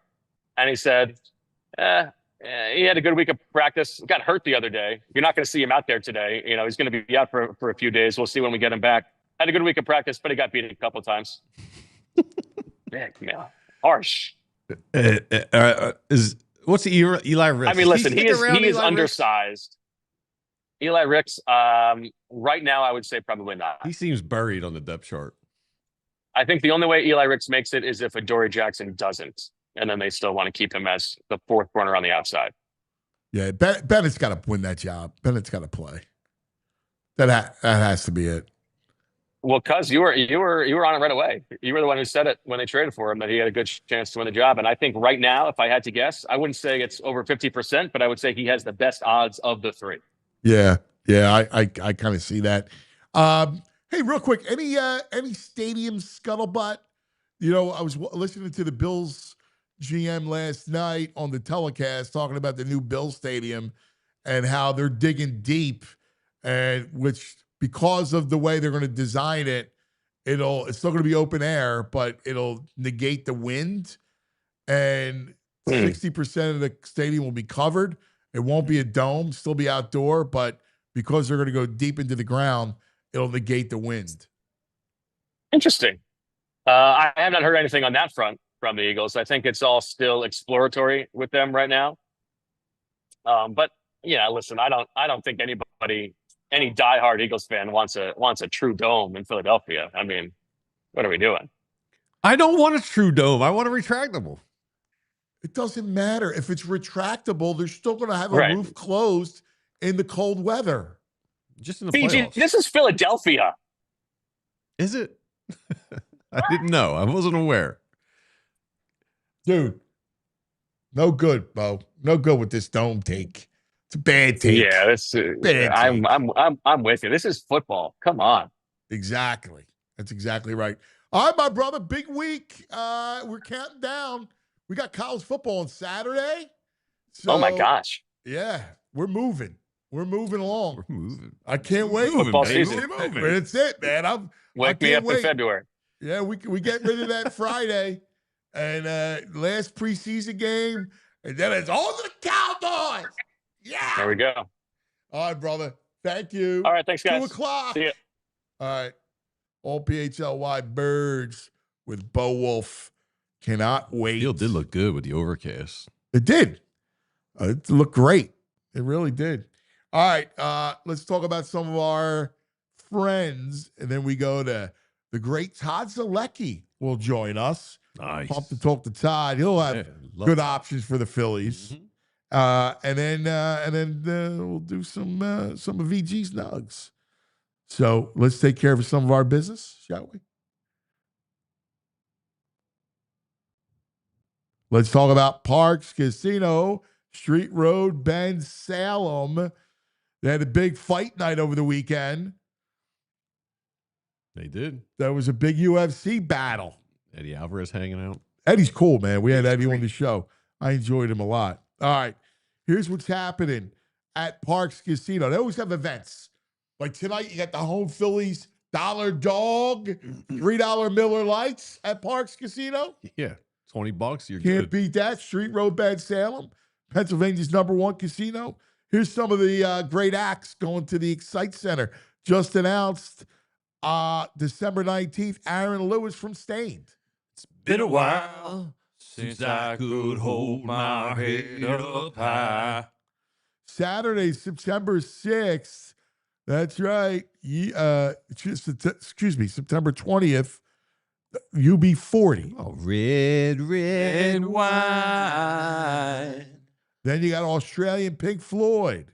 So you think you can tell heaven from hell? September 26th, the Revivalists. Wish I knew you when I was young. Could have got so high. October 4th, Kansas. Carry on my wayward son. There'll be peace when you are done. Give me the face shake. Come on, man. Gotta get that little vibrato going. Gary Newman, October 10th. Here in my car, I feel safety. song. Who is Psychedelic Furs? Who are they? Yeah, like they had a couple hits. Pretty in Pink. I thought they had something else. Heartbreak beat running on. October 24th, Everclear. I am still living with your ghost, lonely and dreaming of the West Coast. October 25th, Queen, a tribute to Queen, almost Queen. Is this the real life? Is this just fantasy? One time. Caught in a landslide. One time. No Just escape from GP. reality. Bill Murray's Blood Brothers. That Bill Murray? That Bill Murray. Nice. Tickets, parkscasino.com. Got to be 21. Gambling problem. Call 1-800-GAMBLER. All right, now let's talk about Cherry Hill Mitsubishi. Yes. Oh, yeah. Go to see Bill at Cherry Hill Mitsubishi, a folk auto dealership. You're looking for the most affordable 7-passenger SUV in America? Cherry Hill Mitsubishi's got you. The 2025 Mitsubishi Outlander. Outlander. That sounds like a monster. Yeah, it's like a Viking car. Right. An Outlander. Right. Moon car. Yeah. The Outlander. Make way. The Outlander's coming through. Right. Mitsubishi Motors, #1 in customer satisfaction with dealer services among mainstream brands as SUV owners. That's not me saying that. That's J.D. Power. Yes. Combine that with the best warranty in the business. 10 years, 100,000-mile powertrain, 5 years, 60,000-mile bumper-to-bumper. Why settle for lesser warranty and be on the hook for costly repairs down the road? You don't need to do that. No need. No, that's it. Listen, stop by, see Bill. You tell him I sent you, you get the Cuz discount. Take a test drive, they'll give you a $100 restaurant.com gift card. $100 just showing up. Just showing up. Just take a test drive. Say, I want to test drive the Outlander. Go see them. All right? They'll hook you up with your trade appraisal. They'll give you the Cuz discount. Make sure you tell them I sent you there. All right? Drive home your new Mitsubishi today. Just minutes from all bridges. Available online 24/7. CherryHillMitsubishi.com. That's CherryHillMitsubishi.com. I know people buy Mitsubishis elsewhere. I just don't know why. No good. No good. Now, joining us, man, he does such a great job. One of the best baseball people that I've encountered. You know, I've been at it a long time, especially in baseball. And that's our man, Todd Zolecki from MLB.com. He's on the phone. Let's get to Todd. Todd, good morning. Morning. How are you guys? Good. Todd from the Xfinity Studio Hotline. He's our man, looking good. Look, I love your backdrop. I love the baseball. Every time I say it, I goes like the big dumpers chest protector looks just like that last night with all the Little League cards. Yeah, That was cool. That was very cool. Yeah. All right, it was a catastrophic weekend for the Phillies. Yeah.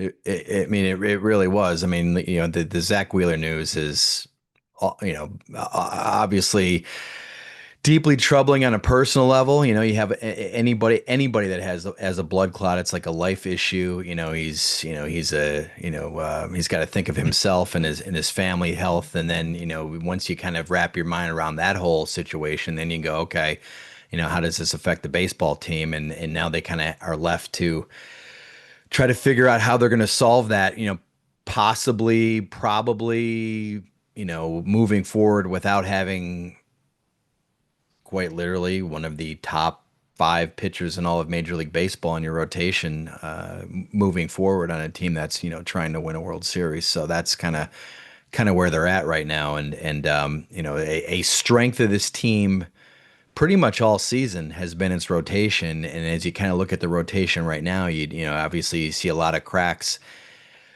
in that foundation, besides just, even aside from what's going on with Zack Wheeler. Take Zack completely out of the equation. Oh, yeah. A lot of questions. And you see a lot of questions with what's going on. I want to go through each and every one of the starters with you, but what's the next step with Zack? He's going to get, obviously, a battery of tests, and they'll come up with a treatment program, and is that what you're hearing?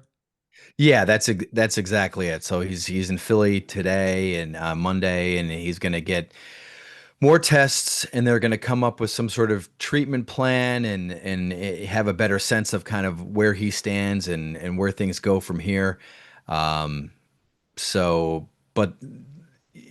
obviously we understand the gravity of this situation, and just the fact that post game on Saturday, you had Dave Dombrowski delivering the injury news, and you had the Phillies head athletic trainer Paul Buchheit right next to him talking about it, tells you how serious of a situation this is. I mean, I can think of one time, maybe I'm missing one or two, but I can think of one time in the past 3 or 4 seasons when Dave Dombrowski has offered an injury update immediately after a game or during a game, and that was when Bryce Harper broke his thumb in San Diego a couple years ago when Blake Snell hit him with a pitch. Dave talked in game about that to us in San Diego, and I can count on maybe 3 fingers the amount of time Paul Buchheit has been quoted or given an interview. I mean, he's usually behind the scenes, so the fact that he again was giving an update on this tells you how serious of a situation it is. Totally. I mean, we had Dr. Mike Sirigliano on from the University of Pennsylvania, and look, the treatment is blood thinners, and that's usually a 3-month ordeal. So, yeah, I mean, I can't imagine him coming back at all. Right. I mean, so now they got to try to figure out what do you do moving forward. I mean, they still have a lot of talented guys in there, but you got to figure it out. All right, so let's look at it. So, got Sanchez, who is your now ace. After Sanchez, let's look at Ranger, who's going to go tonight against Logan Gilbert, right? He has 3rd year in a row, great start, fall off the table. What are they saying? What's up with Ranger? Yeah, it's confusing because, last year he got off to that unbelievable start, and it was like his first spring training where he was healthy and he came out of the gate firing, and then they made the argument in the offseason, like, listen, we're really gonna, and they made the point in spring training this year. They said, listen, we're really gonna keep an eye on Ranger going into the season because he tailed off in the second half, and maybe so we're gonna keep an eye on it. But he started the season on the injured list, and so there's kind of less of the argument of, man, maybe we kind of wore him down too much too soon, and he had this really incredible workload or whatever. That doesn't really hold as much weight right now, so it's kind of confusing that he is struggling like he has been. So it's kind of a mystery to me why he's struggling as much, but they got to get him right. At one point he's around the plate. He's around the plate. I mean, he doesn't have the stuff. He don't throw hard enough to be around the plate like that. You got to be able to fool guy. He's not fooling anybody. Yeah, he's not fooling anybody right now, and he's a guy that relies on a lot of he's a command control guy. He's got a lot of great off speed stuff, a lot of great breaking stuff, and yeah, anytime we talk to him about his his velo, I'll say like, listen, I've never thrown hard my entire life, so I really don't care about the velo. But you lose a mile or two on your fastball, your sinker, and that can make a big difference in terms of your success if you're not locating as well. And so I mean, there's a lot of guys we're going to talk about, and I'm sure, but he's a guy that they got to get right. They have to, and this is a tough lineup tonight. You got a lot of tough right-handers in this lineup. They're pretty much 9 deep. How they go, Seattle lineup. So that's going to be a test. Now, I thought Luzardo pitched real well the other night. I would have brought him back out. I had no issues with Topper bringing him back out. I know he ran into some trouble, but I would have done it. He looked good to me. Yeah, he's been so hot and cold. Obviously, he got off that incredible start. Then he had those brutal 2 starts. He's been kind of up and down since then. He's been a little bit better lately, I feel, but some inconsistency there. And again, if Wheeler and Sanchez at the top are going good, you can kind of live with that inconsistency a little bit. But with Wheeler down and Suarez down, now you're just hoping to get one of these guys kind of locked in. But Luzardo's stuff is maintained, which is encouraging. We just talked about Suarez and losing some velo. I'm sure we're going to talk about Nola and his velo being down and his stuff being down. But Luzardo's stuff is maintained, which is good. So maybe if he can get on a little bit of a roll. I still like him, man. I love his stuff. Up. I still think he's got swing and miss, capabilities. Every once in a while, it's weird how he just catches. You want to talk about catching the strike zone, man? Like it's weird how it's almost like he is. I know he was tipping before, but it feels like when they sit on it, his fastball, that's when he runs into trouble. Yeah, what else I've noticed with him is, he definitely is a guy that wears his emotions or shows his emotions, and sometimes it feels like the game kind of speeds up on him a little bit. And I always kind of go back to, the Roy Halladay school of pitching and a lot of the great ones. An umpire misses a pitch, or you get a double play ball, and because a guy's shifted over, it goes through or whatever. The guys like Roy Halladay were just tremendous at going, okay, that pitch is over, I'm going to lock in on the next pitch. But sometimes you see Luzardo kind of show his frustration on the mound. I've asked Rob Thompson about that. He kind of dismisses it, but that's at least what I see. I think he knows that. I think you're right on. And I think so. Sometimes if Jesus could just kind of like go, take that deep breath and kind of settle back in and get locked back in, maybe that would go a long way. At least in my opinion. He might disagree with me, but that's I think you're spot on with that. Nola. Todd, I just don't think he has it. Yeah, it's troubling that he came out yesterday and just seemed to kind of absolutely lose it in the 3rd inning, and that's kind of been his thing the past few seasons, is the big inning. But when his fastball is 90-91 and you're not on the edges and you're not locating, man, I tell you what, major league hitters right now, they're so geared up to hitting something that's 95 or harder. Oh yeah. And so if you're not locating your fastball and it's 90-91, man, you need to be you get teed. Perfect. Yeah. You need to be perfect. And his curveball hasn't been as effective, and I think that's because if you can't throw that like backdoor sinker for a strike, and now there's a lot of different things at play there when his fastball he isn't able to command it and throw it like he wants without the velocity that he wants. And so he said yesterday, I think I can get a little bit more velo, but he had a long rest, he had a build up, and it wasn't there. Now I am still going to chalk it up to, it's one start. Let's see what happens. But it was kind of a continuation of what we saw earlier this season when he was getting knocked around. And, you know, I think going into yesterday's start, losing Wheeler, everybody would have just been absolutely like, whew, if he would have gone out and given you 5-6 innings against the Nationals, you know, not a very good Nationals team, and pitched well, but it was just the opposite. You know, another thing is too is that he got staked to a 6-run lead and just gave it right up in like a blink of an eye. And Wood wasn't even in the lineup. Like right. Yeah, no, go ahead. Yeah, no, I mean that's the thing is it's not a great lineup, and he had the big lead, and he's coming off. You know, he threw the ball, seemed to be throwing the ball pretty well in AAA. I think he, you know, I can't remember how many strikeouts he had in his last start in AAA. And I get it, it's just AAA, but they need him to get closer to what he has, much closer to what he has been in the past, because you are right now going down the stretch, going, okay, the postseason started today. Who's your number 2 and 3 starter? You know, they only need 3 starters in the NLDS if they get that far. You know, right now they're tied, I think, with the Dodgers for the second best record. Top 2 teams get a bye.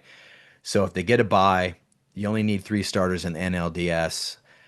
So now you're sitting there going, okay, who's your number 2 and who's your number 2 and 3 guys? Is it Suarez? He's struggled. Is it Nola? Well, that's what I'm going to ask you. I mean, you got to get Yeah. creative. Let's look at the other possibilities. So let's start with Painter. I know he scuffled, but I've seen guys, you've seen guys, we've covered the game a long time, that young phenom type kids that for some reason struggle in AAA and they get the call up and then they're lights out in the bigs. Yeah, I mean that certainly could be a thing. I think a lot of it with him is that, you know, they have been asking him to do some different things there, and you know, they've talked about, you know, working on the shape of his pitches but his fastball command hasn't been entirely there. Now, you know, he's missed 2 years, so I think that's probably some of it, you know, coming back from Tommy John surgery, but the stuff has been there. I mean, his fastball's in the high 90s, you know, when he's on, he's really on and he's really good.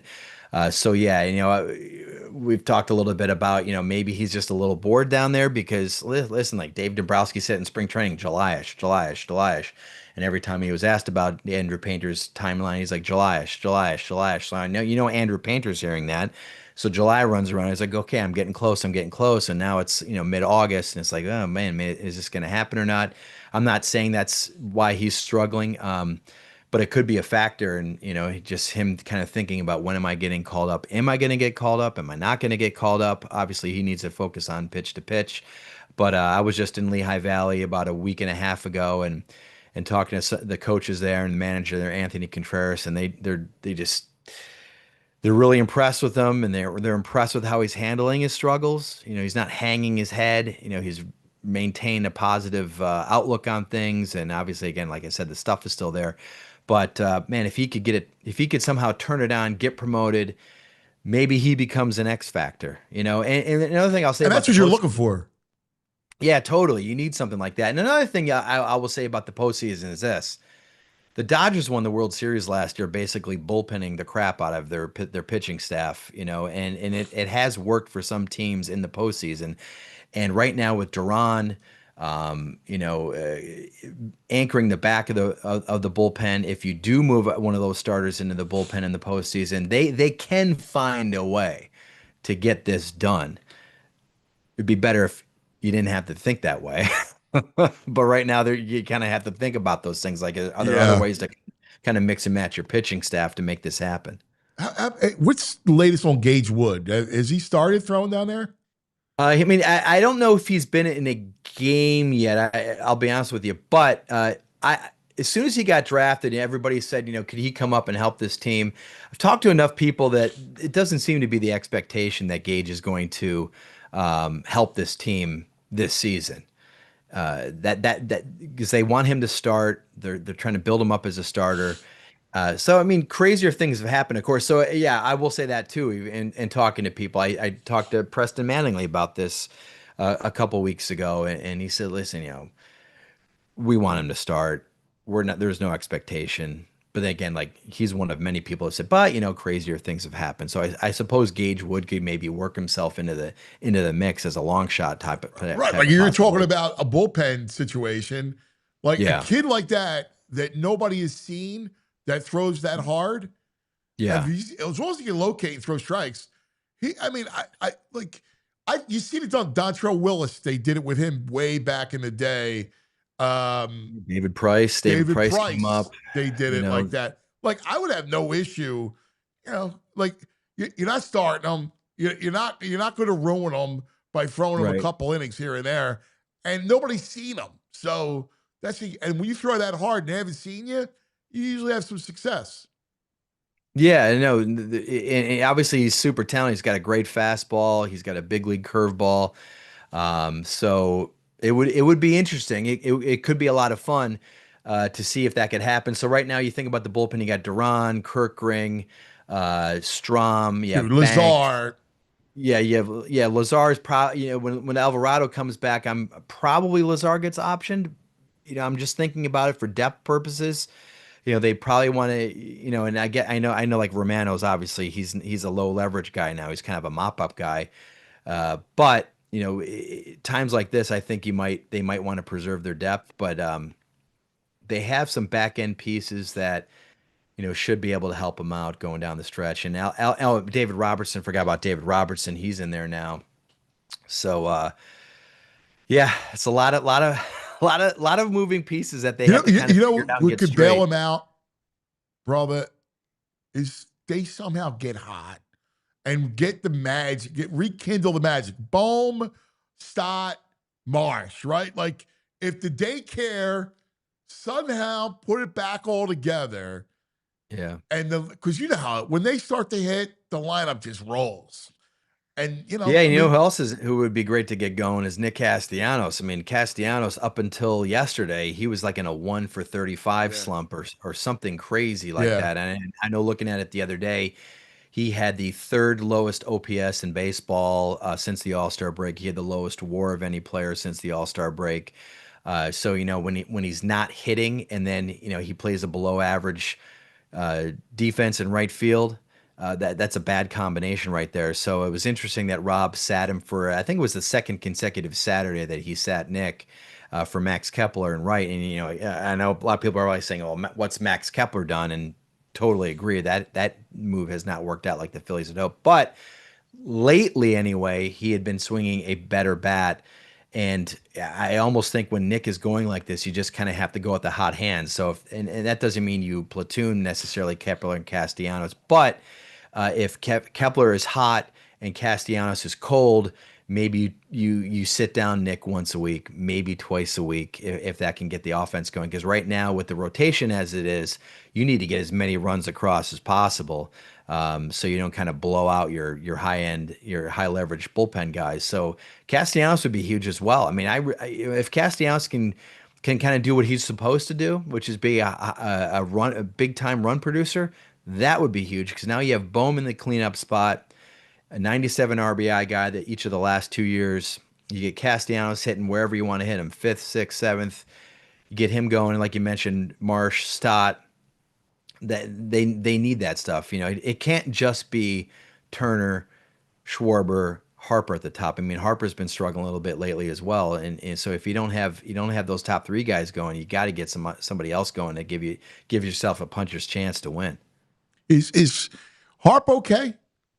Is that risk? I think so. Yeah, I think he is. He's just going through a lull right now, and he's probably. I mean, if you ask him, he's been more hot and cold than obviously that he wants to be. He's a guy that has super high MVP expectations on himself every time he goes out there.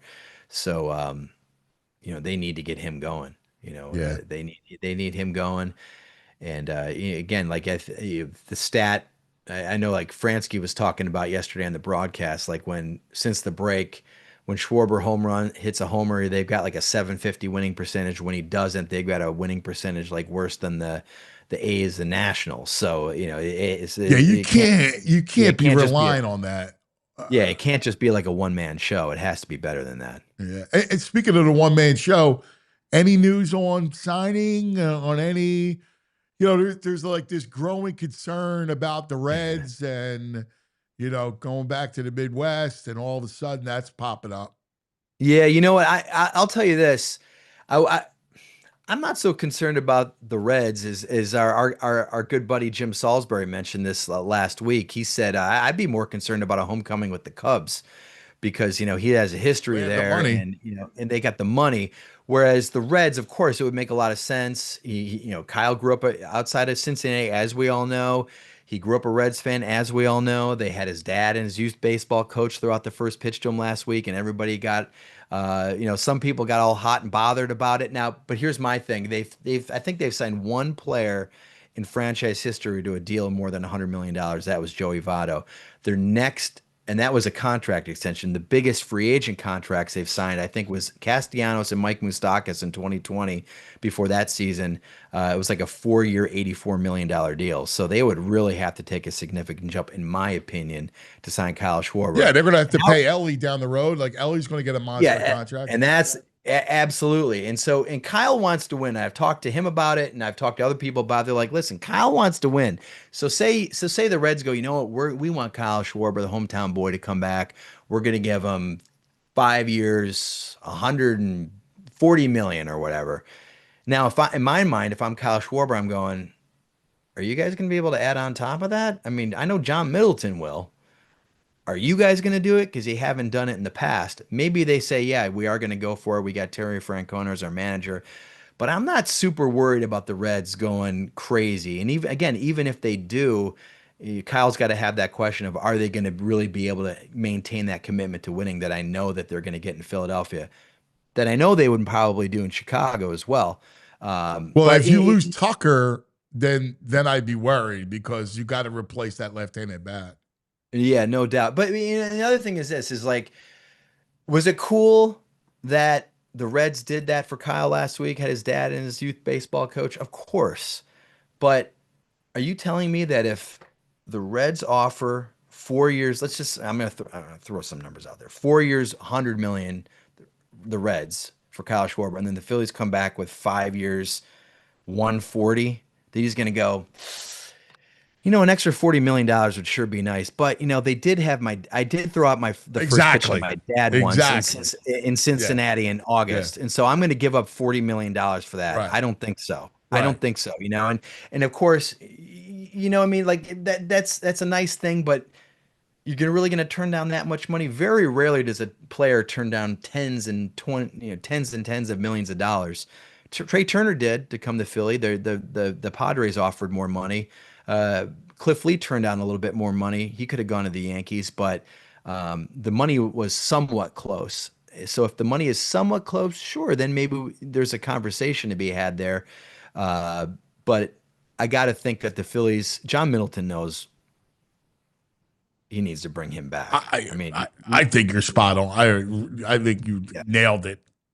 Yeah. So tell me about the podcast. What's the next one dropping?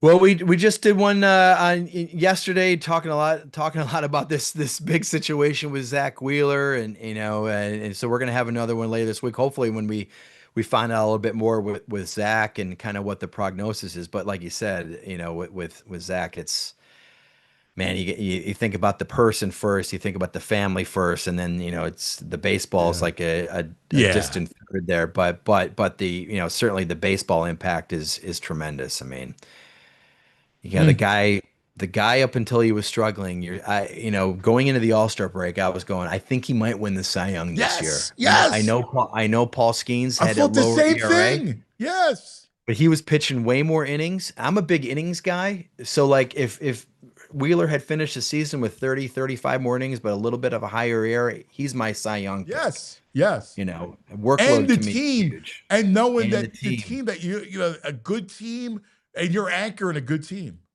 Yes, expectations, same thing. You have a guy, Paul Skeens. There's no pressure on Paul Skeens. I mean, again, he's unbelievable, but there's no pressure on Paul Skeens to go out and win a game every day. There was big time pressure on Zack Wheeler to win the East, to get a bye, to go to the World Series. He wants to win his Cy Young. So, man, it's just major blow in so many different ways. I know, brother. Thank you so much. We love you. Yeah. You know how much I feel about you. You're the greatest, man. Thank you. Thanks, dude. Good talking to you guys. See ya. Always the great Todd Zolecki with us on the Xfinity mobile guest line. Now, a little OT overtime.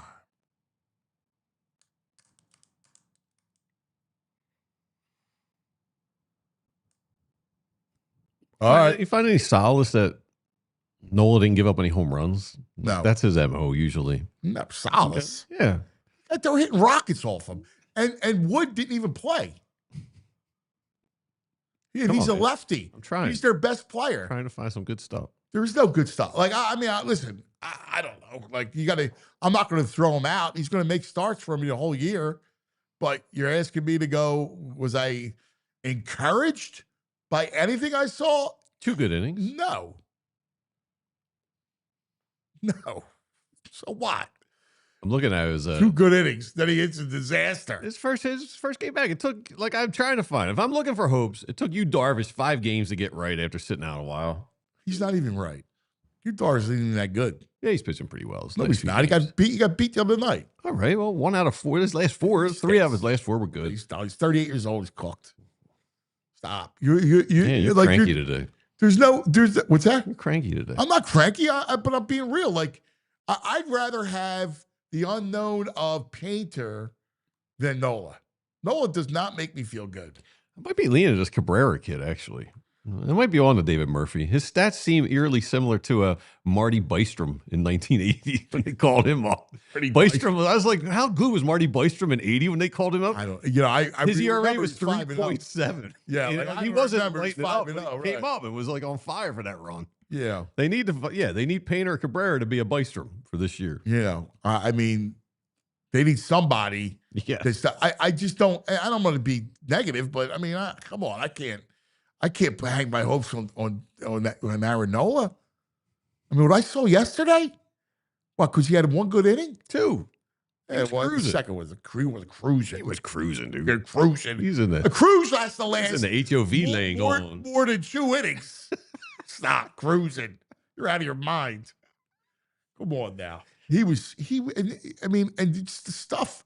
Amos is going yard off that stuff in the 3rd. Well, I was surprised they actually called him, because I watched the last game where he had like 11 Ks, but his velocity, you got to expect more. He's got to hit 93 with his velocity. I figured to give him another game or 2. When you're hitting 91, yeah, and those guys are used to hitting 97, that thing looks like it's not even moving. Looks like it's standing still. It's on a tee. My God. Yeah, no, I'm sorry. I'm bummed out. Right now, it's got to be the lineup. Yeah, I 100% agree. Like I know the lineup's been in, I can look at the headline. We always do headlines and go close my eyes and say, it's a great story, right? The lineup that was inconsistent all season long, that was carried by one man in Kyle Schwarber, suddenly comes alive. Daycare, right? With Bohm and Stott and Marsh down here, just as they're looking to kind of redo the whole thing, and they come alive for a postseason run. Nick Castellanos, who has been, awful for the last, 2 months. Really. All of a sudden comes alive and gets hot, and there's Casty. Bader contributes. Right? Yeah. That's the script. I like it. That's the only thing I come up with, because I think your pitching's got too many holes now. You're a big Lizard guy. You don't trust in Sanchez, Luzardo right now? I love Sanchez. They're decent. I'm a Luzardo. I love the Lizard, but again, I like the Lizard again as a 3. Because I still don't know if he'll implode on me at any moment. And then I don't trust Ranger a little bit. I don't trust Nola a little bit. That's why I keep bringing up Painter. You bring up Cabrera. I'm down with that. Gage Wood, like anybody. Like I need a kid that can come out of nowhere and make me feel good that nobody's seen. Like that's an advantage. Like when you throw hard and there's no book on you, that's an advantage. How long does that advantage last, though? You In see them once or twice. Yeah. Then they get a book on you. It can last 3-4 starts. Okay. Again, you're not going to pitch twice in the series if you're starting. Right. Well, they will in the DS. Not if they're pitching game 3. Because it's weird. It's not games 1 and 2. There's a weird off day between games 1 and 2 this year, which is peculiar. No, but my point is that there would be middle rotation guys. So you're not. They would only be pitched once in the series. Yeah, true. They'd be on the back end of it. Yeah. I mean, you're going to throw Sanchez twice. Yeah. Maybe 3 times if you go 7. You're going to throw Lizardo twice. You know. Yeah. That's how it's going to go. Unless Ranger gets it back together, and like, which is not his MO. Really, he's not a second half season guy. I'm not a Nola. Like I just don't think Nola, unless it's just all that rest, and I don't know. He just doesn't look different to me. He looks like the same pitcher I saw. He may need a whole off season to rekindle something. Right. Ranger, I don't know. Maybe he has had playoffs. He's great in the postseason. He's had resurgences in the playoffs, right? Mm-hmm. So maybe it's a playoff resurgent for Ranger. That's what I got to hope for. Tonight will tell you a lot. Like, really good lineup. You're going to have to face Arozarena, right? Julio, Dumper. It's a good lineup. And they're all from those guys from the right side. Eugenio. Yep. Yeah, I forgot about Suarez. All right, you got any nugs? You want to do a couple nugs? Yeah. All right. BT's nuts. It's the time for BT's nuts. BT's nuts.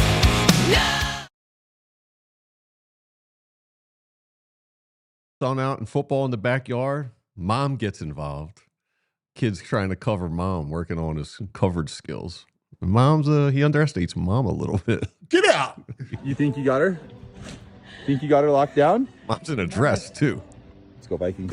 No, I got it. Here we go. Ready? Blue, red China. Ready, set, hot. Juke. Mom with a little double move. Oh my gosh! The separation mom got. And then mom does the gritty in front of the kid. Cooked. She's not. She gritty. Gritty. The mom's hitting the gritty. Oh my God. Mom's got hands. Some of them that too. Yeah. That was nice, man. Yeah, we gotta get. Come on, son. You gotta get time out there in the yard running some routes. Ocho Cinco, he's like notoriously frugal with his money. I know. So he's got an interesting. He talked about the women he dates, and he only dates single moms with multiple kids, because they got the pantry full of food, and he doesn't have to DoorDash and order food. Oh my God, that's amazing. What? Pretty wild. BT's Nugs brought to us by Golden Nugget Jewelers, where Philly gets engaged. Women without kids 98.9% of the time have no food in the fridge, no snacks in the pantry, and always want to eat out. I don't think Ocho Cinco's going to Golden Nugget if he's that frugal. You as a swipe writer, Andrew. Yeah. Is that true? Not for me. No? Not for me. The single girls have food? They got food? Oh. I guess. I haven't really come across many women. They don't let kids. them in. They don't let them in their house. Yeah, but the single girls do they have food in their apartments? Yeah, they usually have more food than me. Yeah, what do you got? A can of a seltzer in your fridge? Yeah. A couple boxes of cereal, fruit roll-ups, Yeah. Right. Yeah, like I know exactly. I couldn't live without my wife. Like I really couldn't. I couldn't exist by myself. What? Food-wise, you wouldn't. You're not stock the house with food. No, like anything. I couldn't handle that. I couldn't handle any of that stuff. That's why you're ready to go. That's why you're ready to go Sunday at 11:30 to watch a game. I got to handle everything domestically. I got chores I need done. No.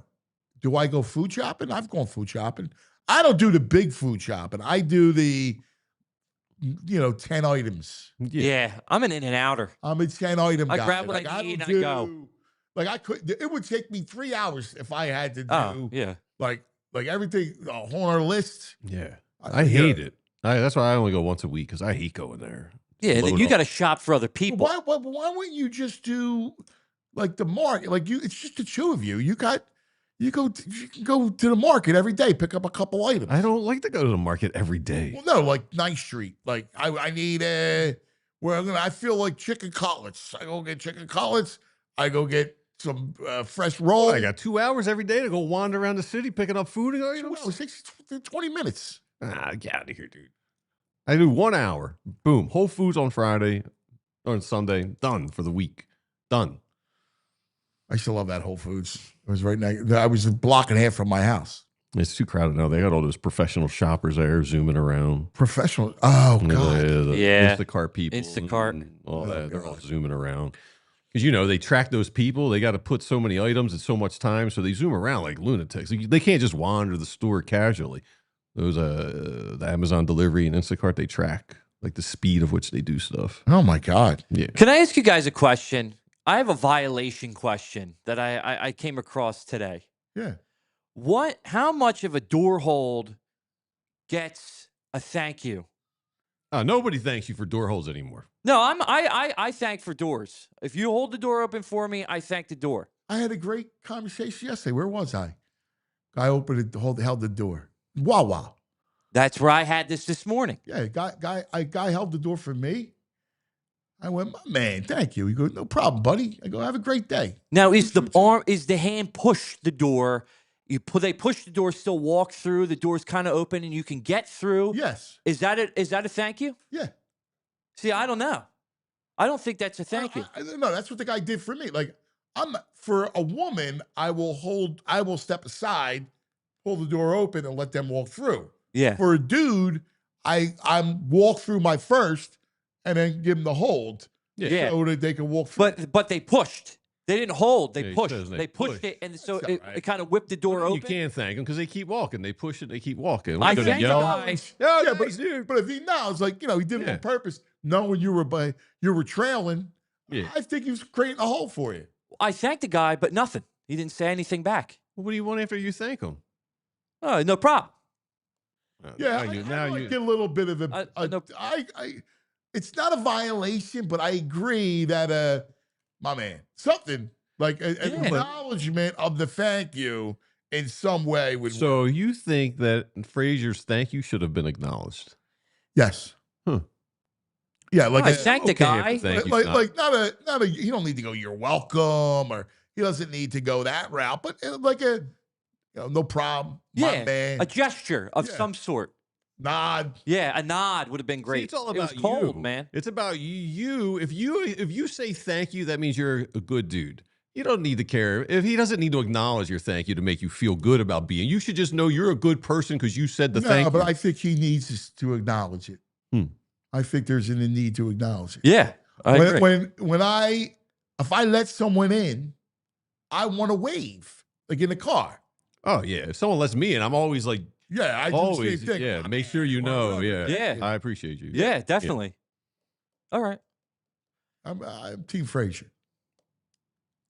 James Franklin, we talked about him a little bit last week. His expectations. He's having a little fun with his boys this year. Ranked number 2. We're having a little fun with him. Toss him in a pool.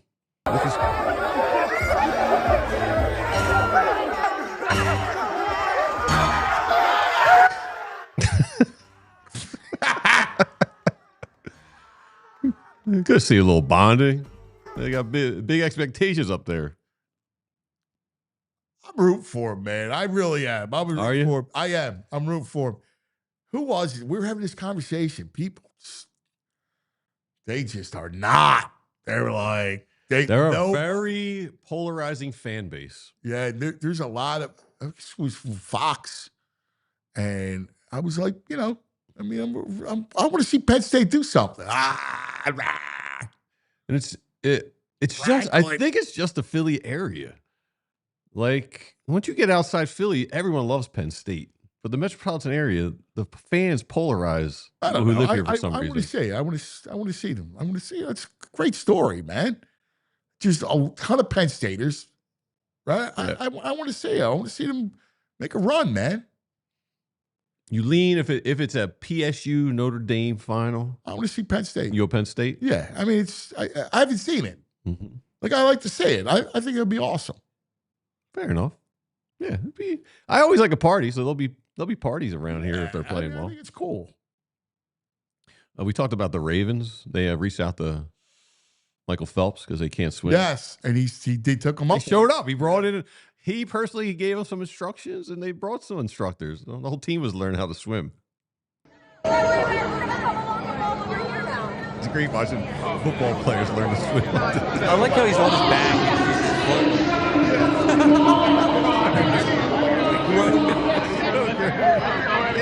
Yeah, not just a grown man, a grown NFL football player. Learn how to swim like a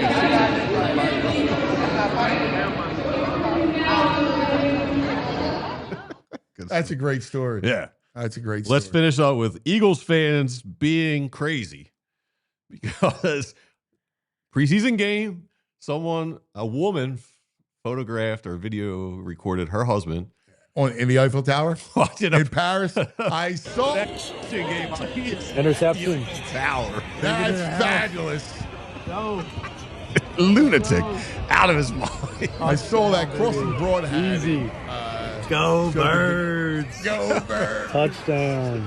That's great stuff, man. Great stuff. Yeah, we are out of our minds. I remember when I went over there back in the day, the first time I went, I made sure I had, before all this good technology, my friend had a sling box. Yeah. So I could watch. Yeah. So, I made sure I could watch all the Phillies games when I was over there. Yeah, that's great stuff. We're idiots. Yeah, I love it. I love it. All right, time now for the back in the day moment. I'm going back. I'm going back. I'm going back in the day with True Mark. Oh, yeah. Brought to us by our good friends at True Mark Financial Credit Union. Back in the day, where are we going? Well, do you like pepper as a spice? Yeah, love it. Who doesn't like pepper? The world's most What, popular. you're asking me? The world's most popular spice. So we're going back I'm to a pepper man. one of these. These are my favorite shows from, like, I don't know if it's the 70s or 80s, these baseball shows for kids. We got Mike Schmidt teaching kids how to play pepper back in the day. I remember this. What are you doing? Chris, Frank and I are playing a game called Pepper. We play it all the time in the big leagues. 4 games. Spring training, we have to play a lot of it, too, because when you're talking about basic skills in baseball, right after throwing comes hitting, doesn't it? Yeah. Well, I'm telling you, the first thing you want to learn to do is play pepper, because you're controlling the bat and the ball, and Frank's getting a chance to throw with accuracy back to me and giving me good strikes to hit. I'm doing my best to keep my eye on the ball and have a little bat control here and hitting the good ground balls. It's one thing you got to try to master is the art of playing pepper. Missed a couple. You guys want to try it? Yeah. Hop on down I there and let's said see like how they're- accurate your arms are.